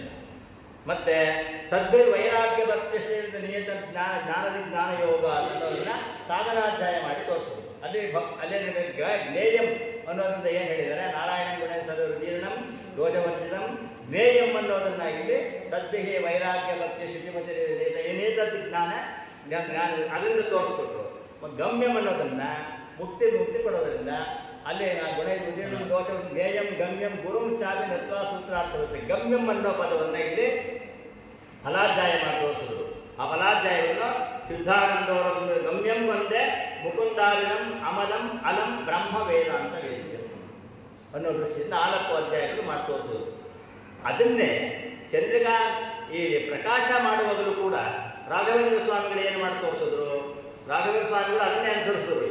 ನೋಡಿ, ರಾಘವೇಂದ್ರ ಸ್ವಾಮಿಗಳು ಮಾಡ್ಕೊಳ್ಳೋಕ್ಕೆ ಸಮಸ್ತ ಗುಣ ಸಂಪೂರ್ಣಂ ಸಮನ್ವಯ ಅಧ್ಯಾಯ ಮಾಡಿದ್ರು. ಸರ್ವದೋಷ ವಿವರ್ಜಿತಂ ಅವಿರೋಧಾಧ್ಯಾಯ ಮಾಡಿದ್ರು. ಜ್ಞಾನಿ ಪ್ರಿಯತಮಂ ಜ್ಞಾನ ಶಬ್ದದಿಂದ ಸಾಧನಾದಿಗಳನ್ನು ಸಾಧನಾಧ್ಯಾಯ ಮಾಡಿದ್ರು. ಮುಕುಂದಾಗಿರು ಕಮಲಾಪತಿ ಮುಕ್ತಿದಂ ಕಮಲಾಪತಿ ಅಂತ ಮುಕ್ತಿ ಶಬ್ದವನ್ನು ಒಂದು ಫಲಾಧ್ಯಾಯ ಮಾಡಿದ್ರು. ಅಂದೇನಾಯಿತು, ಶ್ರೀಮದ್ ಆಚಾರ್ಯರು ಮಾಡತಕ್ಕಂಥದ್ದನ್ನೇ ತತ್ವಪ್ರಕಾಶಕದಲ್ಲಿ ತಂದರು. ತತ್ವಪ್ರಕಾಶದಲ್ಲಿ ಮಾಡೋದನ್ನೇ ವ್ಯಾಖ್ಯಾನ ಮಾಡತಕ್ಕಂಥ ರಾಘವೇಂದ್ರ ಸ್ವಾಮಿಗಳು ತಂದರು. ನೀವೇನು ಮಾಡಿದ್ದೀರಾ? ಅಸ್ಪೃಷ್ಟ ದೋಷಗಂಧಾಯ ಕಲ್ಯಾಣಗೊಳಿಸಂದೇವೆ ಅನ್ನುವಾಗ ಅಸ್ಪೃಷ್ಟ ದೋಷಗಂಧಾಯ ಅನ್ನೋ ಅವಿರೋಧಾಧ್ಯಾಯ ಮೊದಲು ತಂದು, ದೋಷದ ಲೇಷವೂ ಇಲ್ಲ ಅಂತ ಅವಿರೋಧಾಧ್ಯಾಯ ಮೊದಲು ತಂದು, ನಂತರದಲ್ಲಿ ಕಲ್ಯಾಣಗೊಳಿಸಂದೇವೆ ಅಂತ ತಂದ್ರಿ. ಈ ವ್ಯತ್ಯಾಸ ಯಾಕೆ ಮಾಡಿದ್ರಿ ಅಂತ ಅವ್ರು ಪ್ರಶ್ನೆ ಮಾಡಿದ್ರು. ಅವರು ಅದಕ್ಕೆ ಉತ್ತರ ಕೊಟ್ಟರು, ಯಾವುದು ದೋಷ ಇಲ್ಲ ಅಂತ ಹೇಳ್ತಾರೆ ಆ ದೋಷ ಇಲ್ಲದೆ ಇರತಕ್ಕಂಥದ್ದು ಗುಣಪೂರ್ಣ ಅಂತ ತೋರಿಸುವ ಹೇಗೆ ಹೇತು ಮದ್ಭಾವ. ಯಾವುದು ದೋಷವೇ ಇಲ್ಲವೋ ಅದು ಗುಣಪೂರ್ಣ ಅಂತ ತಾನೇ ನಿಶ್ಚಿತವಾಗಿರುತ್ತೆ. ಈ ಪುಸ್ತಕದಲ್ಲಿ ಏನು ದೋಷ ಇಲ್ಲ ಅಂದರೆ ಇದು ಗುಣಪೂರ್ಣವಾದ ತಾನೇ ಅರ್ಥ ಆಗ್ಬಿಡುತ್ತೆ. ಇದು ಹೇತು ಮದ್ಭಾವ ಅಂತ ಮತ್ತು ಕಾರ್ಯಕಾರಣ ಭಾವವನ್ನು ತೋರಿಸ್ಕೊಡ್ತಾರೆ. ಯಾವುದು ಗುಣವಿಶಿಷ್ಟವಾಗಿ ದೋಷದಿಂದ ರೇಷವೂ ಇಲ್ಲ ಅಂತ ಯಾವುದು ಕಾರ್ಯದಿಂದ ತೋರಿಸ್ಕೊಡ್ತಾ ಇದೆ ಆ ಕಾರಣವನ್ನು ತೋರಿಸ್ತಾ ಇದೆ. ಗುಣವಿಶಿಷ್ಟವಾದ ಅಂಥ ಪುಸ್ತಕ ಯಾವಾಗಲೂ ಕೂಡ ಅದು ಗುಣಪೂರ್ಣವಾಗೇ ಇದೆ. ದೋಷ ಲೇಷ ಇಲ್ಲ ಅಂತ ಹೇಳಿದಾಗ ಗುಣಪೂರ್ಣ ಅಂತ ಸಾಮಾನ್ಯವಾಗಿ ಅದೇ ಅರ್ಥ. ಹಾಗೆ ಕಲ್ಯಾಣಗಳು ಮತ್ತೆ ಇನ್ನೊಂದು ಪ್ರಶ್ನೆ ಮಾಡಿದ, ಅಸ್ಪೃಷ್ಟ ದೋಷಗಂಧಾಯ ಕಲ್ಯಾಣಗೊಳಿಸಿದ್ದೇವೆ ಅಂತ ಮಾಡಿದ್ದೀರಾ, ಅಲ್ಲಿ ನಾರಾಯಣ್ ಗುಣೇಶ್ವರವೇ ಉದೀರ್ಣಂ ಅಂತಿದೆ. ಗುಣೇಶ್ವರವೇ ಉದೀರ್ಣಂ ಅಂದರೆ ಯಥಾವತ್ತಾಗಿ ವ್ಯಾಖ್ಯಾನ ಮಾಡಬೇಕಲ್ಲ. ಅದು ಮಾಡೋ ಕಾಲಕ್ಕೆ ತತ್ವಪ್ರಕಾಶಕ ವ್ಯಾಖ್ಯಾನ ಇದೆ ಅಂತ ಮಾಡಿದಿರಲ್ಲ, ತತ್ವಪ್ರಕಾಶಕ ವ್ಯಾಖ್ಯಾನ ಮಾಡ್ತಾ ಇರೋ ಕಾಲಕ್ಕೆ ಗುಣೇಶ್ವರವೇ ಉದೀರ್ಣಂ ಅಂತ ಅವರೇನು ಮಾಡಿದ್ರು, ಶುದ್ಧಾನಂದವರ ಸಂಯುಕ್ತದವರು ಹೋದಾರಿ ವೀರ್ಯಾದಿ ದೇಹಂ ಅಷ್ಟೇ ಮಾಡಿದ್ದಾರೆ. ಇಲ್ಲಿ ನೀವು ಕಲ್ಯಾಣ ಗುಣಸಿದ್ದೇವೆ ಅಂತ ಯಾಕೆ ಮಾಡಿದ್ರು, ಗುಣಸಿದ್ದೇವೆ ಅಂತ ಹಾಕ್ಬೋದಾಗಿತ್ತಲ್ಲ ಅಂತ ಮತ್ತೆ ಪ್ರಶ್ನೆ ಮಾಡ್ತಾನೆ ಪರವಾಗಿ. ಅದಕ್ಕೆ ಅವ್ರು ಹೇಳ್ತಾರೆ, ಒಂದು ವೇಳೆ ಬರೀ ಗುಣ ಅಂತ ಉಪಯೋಗಿಸಿದ್ರೆ ನೀವು ಸತ್ವರಜ ಸ್ತಮಗಳನ್ನು ತೊಗೊಂಡ್ಬಿಡ್ತೀರ, ಪ್ರಾಕೃತವಾದ ಗುಣಗಳನ್ನು ತೊಗೊಂಡ್ಬಿಡ್ತೀರ. ಅದಕ್ಕೋಸ್ಕರ ನಾವು ಅದನ್ನು ಹಾಕಿಲ್ಲ. ಕಲ್ಯಾಣ ಅಂದರೆ ಶುದ್ಧವಾದ ಗುಣ, ಅಪ್ರಾಕೃತವಾದ ಗುಣ. ದೇಹೋಯಂ ಮೇಷದಾನಂದೋ ನೈಯ ಪ್ರಕೃತಿರ್ಮತಃ ಪರಿಪೂರ್ಣತೆ ದೇಹೋಯಂ ತೇನ ನಾರಾಯಣೋಸ್ಮಹಂ ಗೀತಾ ಭಾಷೆಯಲ್ಲಿ ತಿಳಿಸ್ಕೊಡ್ತಾ ಇದ್ದಾರೆ. ಹಾಗೆ ನಾರಾಯಣನ ಶರೀರವೇ ಹಾಗೆ, ಅವನಿಗೂ ಅವನ ಗುಣಗಳಿಗೂ ಅವನ ಅವಯವಗಳಿಗೂ ಭೇದ ಇಲ್ಲ, ನೇಹ ನಾನಾಸ್ತಿಗಿಂತ ನಾನು ತೋರ್ಸಕ್ಕೋಸ್ಕರ ನಾವು ಈ ರೀತಿ ಪ್ರಯೋಗ ಮಾಡಿದ್ದೇವೆ ಅಂತ ಉತ್ತರ ಕೊಟ್ಟರು ಕಲ್ಯಾಣಗೊಳಿಸಿದ್ದಕ್ಕೆ. ಮತ್ತೆ ಭಕ್ತರಿಗೆ ಭಕ್ತ್ಯಾಭ್ಯಾಸ ಹೇಳುವ ಇದನ್ನು ತೋರಿಸ್ಕೊಟ್ರು. ಅಸ್ಪೃಷ್ಟ ದೋಷಗಂಧಾಯ ಅಂತ ಪ್ರಯೋಗ ಮಾಡೋದು ತಪ್ಪು. ಪರವಾಗಿ ಇನ್ನೊಂದು ತಪ್ಪು ಕೊಡ್ತಾ ಇದೆ. ಏನು ಗಂಧ ಶಬ್ದವನ್ನು ವಾಸನೆಯಿಂದ ಸಮಾನಾರ್ಥಕವಾದ್ದು, ಆದ್ದರಿಂದ ಇಲ್ಲಿ ಸೂಪಸ್ಯ ಗಂಧೋ ಯಸ್ಮಿನ್ ತತ್ ಸೂಪಗಂಧಿ ಅಂತ ವ್ಯಾಕರಣ ಪ್ರಕಾರ ಸೂಪಗಂಧಿ ಅಂತ ಆಗಬೇಕು. ಗಂಧ ದೇಶದ ಗಂಧ ಅಂತ ಉಪಯೋಗಿಸ್ಬಿಟ್ಟಿದ್ದೀರ ನೀವು, ಅದು ತಪ್ಪಾಗುತ್ತೆ. ನೀವು ಪ್ರಕಾರ ಅಸ್ಪೃಷ್ಟದೋ ಗಂಧಿ ಎಂಬುದಾಗಿ ಬಹುರಿಗೆ ಸಮಾಸ ಮಾಡಿ ತೋರಿಸ್ಬೇಕಾಗುತ್ತೆ. ನೀವು ಇದನ್ನು ಯಾಕೆ ಮಾಡಿಲ್ಲ ಅಂತ ಮತ್ತೆ ಪರವಾಗಿ ಚೆಕ್ ಮಾಡಿದ. ನೀವು ಹೇಳಿ ಸರಿ, ನಾವು ಬಹುರಿಗೆ ಸಮಾಸ ಮಾಡಿದ್ರೆ ನೀವು ಹೇಳಿದ ಪ್ರಕಾರ ಬಂದಿರೋದು. ಆದರೆ ಗಂಧ ಪಾದಾಂತವಾಗಿದ್ದಲ್ಲಿ ಗಂಧ ಅಂತ ಆಗುತ್ತೆ. ನಾವು ಹಂಗೆ ಮಾಡಿಲ್ಲ. ಪ್ರಕೃತಿ ನಾವು ಗಂಧ ಅಂತ ಉಪಯೋಗಿಸಿರೋದು ಬಹುರಿಗೆ ಸಮಾಸ ಅಲ್ಲವೇ ಅಲ್ಲ. ನೋಡಿ, ಬಹುರಿಗೆ ಸಮಾಸ ಮಾಡಲು ವ್ಯಾಕರಣಬದ್ಧವಾಗಿ ನಾವು ಆಕ್ಷೇಪದಲ್ಲಿ ಅಸ್ಪೃಷ್ಟ ದೋಷ ಗಂಧ ಆಗುತ್ತಿತ್ತು. ಆದರೆ ಇಲ್ಲಿ ಅಸ್ಪೃಷ್ಟ ಗಂಧ ಏನ ಸಹ ಅಸ್ಪೃಷ್ಟ ಶಬ್ದಕ್ಕೂ ದೋಷಗಂಧ ಶಬ್ದಕ್ಕೂ ಸಮಾಸ ಮಾಡಿದ್ದೀವಿ. ಸಮಾಸವಾಗುವುದು ಅಸ್ಪೃಷ್ಟ ದೋಷ ಗಂಧಾಯ ಅಂತ ಒಂದೇ ಸಮಾಸ ಪದ ಮಾಡಿದ್ದೀವಿ. ಅದರಿಂದ ಬಳಸೋದಕ್ಕೆ ಈ ಆಕ್ಷೇಪ ಇದೆ, ಸ್ವಾರಸ್ಯವಿದೆ. ಮತ್ತು ಟೀಕಾಕೃತ್ಪಾದರು ಏನು ಮೂಲದಲ್ಲಿ ಉಪಯೋಗಿಸಿದ್ದಾರೆ ಅದನ್ನು ಕೇಳಿದ್ರಲ್ವಾ.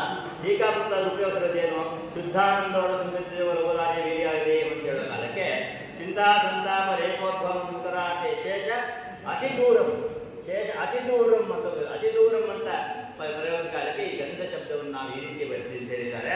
ಮತ್ತು ಚಿಂತಾ ಸಂತಾಪ ಲೇಪ ಈ ಚಿಂತೆ ಸಂತಾಪ ಮತ್ತೆ ಪುಣ್ಯ ಪಾಪಗಳ ದೇಶ ಸಂಬಂಧ ಒಂದು ಇಲ್ಲವಾದ್ದರಿಂದ ದೋಷ ದೂರ ಅಂತ ಇದಕ್ಕೋಸ್ಕರ. ಮತ್ತು ಗಂಧೋ ಗಂಧಕ್ಕೆ ಆಮೋದೆ ಸಂಬಂಧೆ ದೇಶ ಗರ್ವಯೋ ಅಂತ ವಿಶ್ವಕೋಶ, ವಿಶ್ವಕೋಶವನ್ನು ತೆಕ್ಕೊಂಡಿಲ್ಲಿ ಅರ್ಥದ ಗಂಧ ಶಬ್ದಕ್ಕೆ ಲೇಷ ಅಂತ ಅರ್ಥ ಆಗುತ್ತೆ ಹೊರತು ಗಂಧ ಅಂದರೆ ವಾಸನೆ ತಗೊಳ್ಳೋದು ಅಂತ ಹಂಗೆ ಅರ್ಥ ಮಾಡಿಲ್ಲ ನೀವು, ನಾವು ಈ ಥರ ಮಾಡಿಲ್ಲ, ನೀವು ಕೋಶ ಬೇರೆ ತಗೊಂಡು ಹೇಳ್ತಾ ಇದ್ದೀರಿ ಅಂತೇಳಿ ಈ ಅದರಿಂದ ಬ್ರಹ್ಮಸೂತ್ರ ಭಾಷೆ ಪ್ರಕಾರ ದೋಷವರ್ಜಿತಂ ತತ್ವಪ್ರಕಾಶ ಪ್ರಕಾರ ದೋಷಾದಿ ದೂರಂ ಅದಕ್ಕೆ ಸಮಾನಾರ್ಥಕವಾಗಿ ನಾವು ಇಲ್ಲಿ ಅಸ್ಪೃಷ್ಟ ದೋಷಗಂಧಾಯ ಅಂತ ಉಪಯೋಗಿಸಿದ್ದೀವಿ ಅಂತ ಹೇಳಿ.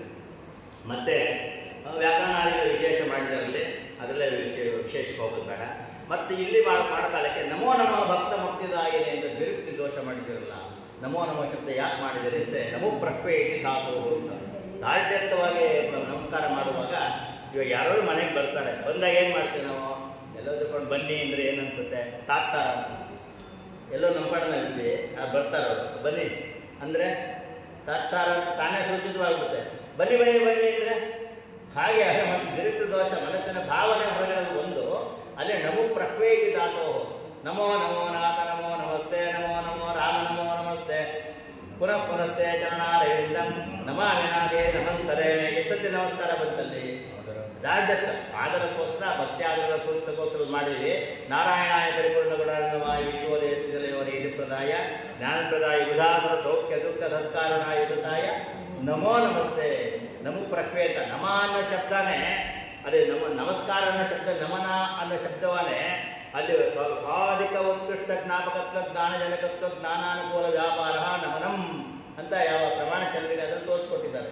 ಹಾಗೆ ನಮನ ಅಂದರೆ ಆದರಪೂರ್ವಕ ಮಾಡ್ತಾ ಇರೋದ್ರಿಂದ ಇದು ಮತ್ತೆ ಮಾಡಿದ ವಿರುಕ್ತಿ ದೋಷ ಅಲ್ಲ, ಇದು ದಾರ್ಢ್ಯತ್ವ ಮಾಡಿದ್ರೆ ಅನೇಕ ವಿಚಾರಗಳನ್ನು ಹೇಳ್ತಾ ಹೋಗ್ತಾರೆ. ಅದು ಹೇಳ್ತೀನಿ ಹೋಗ್ತೀನಿ ಅಲ್ಲ, ಸುಡಾಲಿಂದ ತಗೊಂಡಿದ್ದೀನಿ, ಅದು ಸುಮ್ಮನೆ ಅವ್ರ ಗ್ರಂಥ ಸ್ಮರಣೆ ಮಾಡುವ ದೃಷ್ಟಿಯಿಂದ ಇದನ್ನು ಹೇಳಿ ಮುಂದೆ ಹೋಗ್ತಾ ಇದ್ದೀನಿ. ನಾವು ಮುಖ್ಯ ರಾಸಾಯನಿಕ ತಗೋಬೇಕು ಅಂತ ಮಾಡಿದ್ದು, ಅದು ಒಂದು ಶ್ಲೋಕನಾದರೂ ಅನುವಾದ ಮಾಡೋದು ನಮ್ಮ ಕರ್ತವ್ಯ, ನಮ್ಮ ಗುರುಗಳಿಗೆ ಸಂತೋಷ ಅನ್ನೋ ದೃಷ್ಟಿಯಿಂದ ಹೇಳಿದ್ದೀನಿ ಅಷ್ಟೇ. ಮುಂದೆ ಇದನ್ನು ತೊಗೊಂಡು ನಾವು ಚರಿತ್ರೆಯನ್ನು ತೊಗೊಂಡು ಹೇಳ್ತಾ ಇದ್ದೀನಿ. ಇವರನ್ನ ವ್ಯಾಸರಾಜರನ್ನ ಏನಂತ ಕರೀತಾ ಇದ್ರು, ಕೃಷ್ಣದೇವರ ಇದ್ದ ಆಸ್ಥಾನದಲ್ಲಿ ಮೊದಲಾದಲ್ಲಿ ಅವರಿಗೆ ಜೈಕಾರ ಹಾಕಬೇಕಂದ್ರೆ ಶ್ರೀಮತ್ ಪರಮಹಂಸ ಪರಿವ್ರಾಜಕಾಚಾರ್ಯ ಪದವಾಕ್ಯ ಪ್ರಮಾಣ ಪಾರಾವಾರೀಣ ಸರ್ವತಂತ್ರ ಸ್ವತಂತ್ರ ಶ್ರೀಮತ್ ವೈಷ್ಣವ ಸಿದ್ಧಾಂತ ಪ್ರತಿಷ್ಠಾಪನಾಚಾರ್ಯ ಪೂರ್ಣಬೋಧಮದಾಂಭೋಧಿ ಪೂರ್ಣಚಂದ್ರಮ ಶಿಷ್ಯ ನಿಖರ ಜ್ಞಾನತಿರ ಮಾರ್ತಾಂಡ ಪರಾಪರ ತತ್ವಬೋಧಕ ದ್ವಾತ್ರಿಂಶತ್ ಸಪ್ತಶತ ಹನುಮಂತ ಯಜ್ಞ ಪ್ರತಿಷ್ಠಾಪಕ ಅನೇಕಾಗ್ರಹಾರ ತಟಾಕ ನಿರ್ಮಾಪಕ ಲಕ್ಷ ದ್ವಿಜ ಕುಟುಂಬ ಸಂರಕ್ಷಕ ದೇವಾಲಯಾದ ಮರ್ಯಾದಾಜನಿತ ದಿಗಂತ ಪರ್ಯಾಪ್ತ ಯಶಸ್ಯ ಪರವಾರಿ ಮಧ್ಯೇವ ಮಸ್ತಕ ವಿಧಾರಣ ವಿಚಕ್ಷಣ ಯುಕ್ತ ಕಲಾಪ ತಾತ್ಪರ್ಯ ಚಂದ್ರಿಕಾ ನ್ಯಾಯಾಮೃತ ತರ್ಕ ತಾಂಡವಾಕ್ಯ ಮೇರುಕೃತ ನಿರ್ಮಾಪಕ ಶ್ರೀ ಮೂಲ ಗೋಪಾಲ ಕೃಷ್ಣ ಭಟ್ಟಾಭಿರಾಮ ವೇದವ್ಯಾಸ ಪಾದ ಪದ್ಮಾರಾಧಕ ವಿಜಯನಗರಾಕ್ಷ ಕರ್ನಾಟಕ ಸಾಮ್ರಾಜ್ಯ ಚಕ್ರವರ್ತಿ ಪರಿಪೋಷಕ ವಿಜಯೇಂದ್ರ ವಾದಿರಾಜ ಪುರಂದರದಾಸಾದಿ ಶಿಷ್ಯೋಪದೇಶಕ ಹರಿದಾಸೂಢ ಪ್ರತಿಷ್ಠಾಪಕ ಕರ್ನಾಟಕ ಸಂಗೀತ ವಿದ್ಯಾ ಸಂಪ್ರದಾಯ ಪ್ರವರ್ತಕ ಗಜವಪ್ಪರ ಕರ್ನಾಟಕ ರತ್ನ ಸಿಂಹಾಸನಾಧಿಷ್ಠಿತ ಶ್ರೀ ಶ್ರೀ ವ್ಯಾಸರಾಜ ಮಹಾಪ್ರಭು ಸ್ವಾಮಿ ಬಹುಪರ ಬಹುಪರ ಬಹುಪರ ಅಂತ ಕರೆಯುತ್ತೆ ಅವ್ರನ್ನ.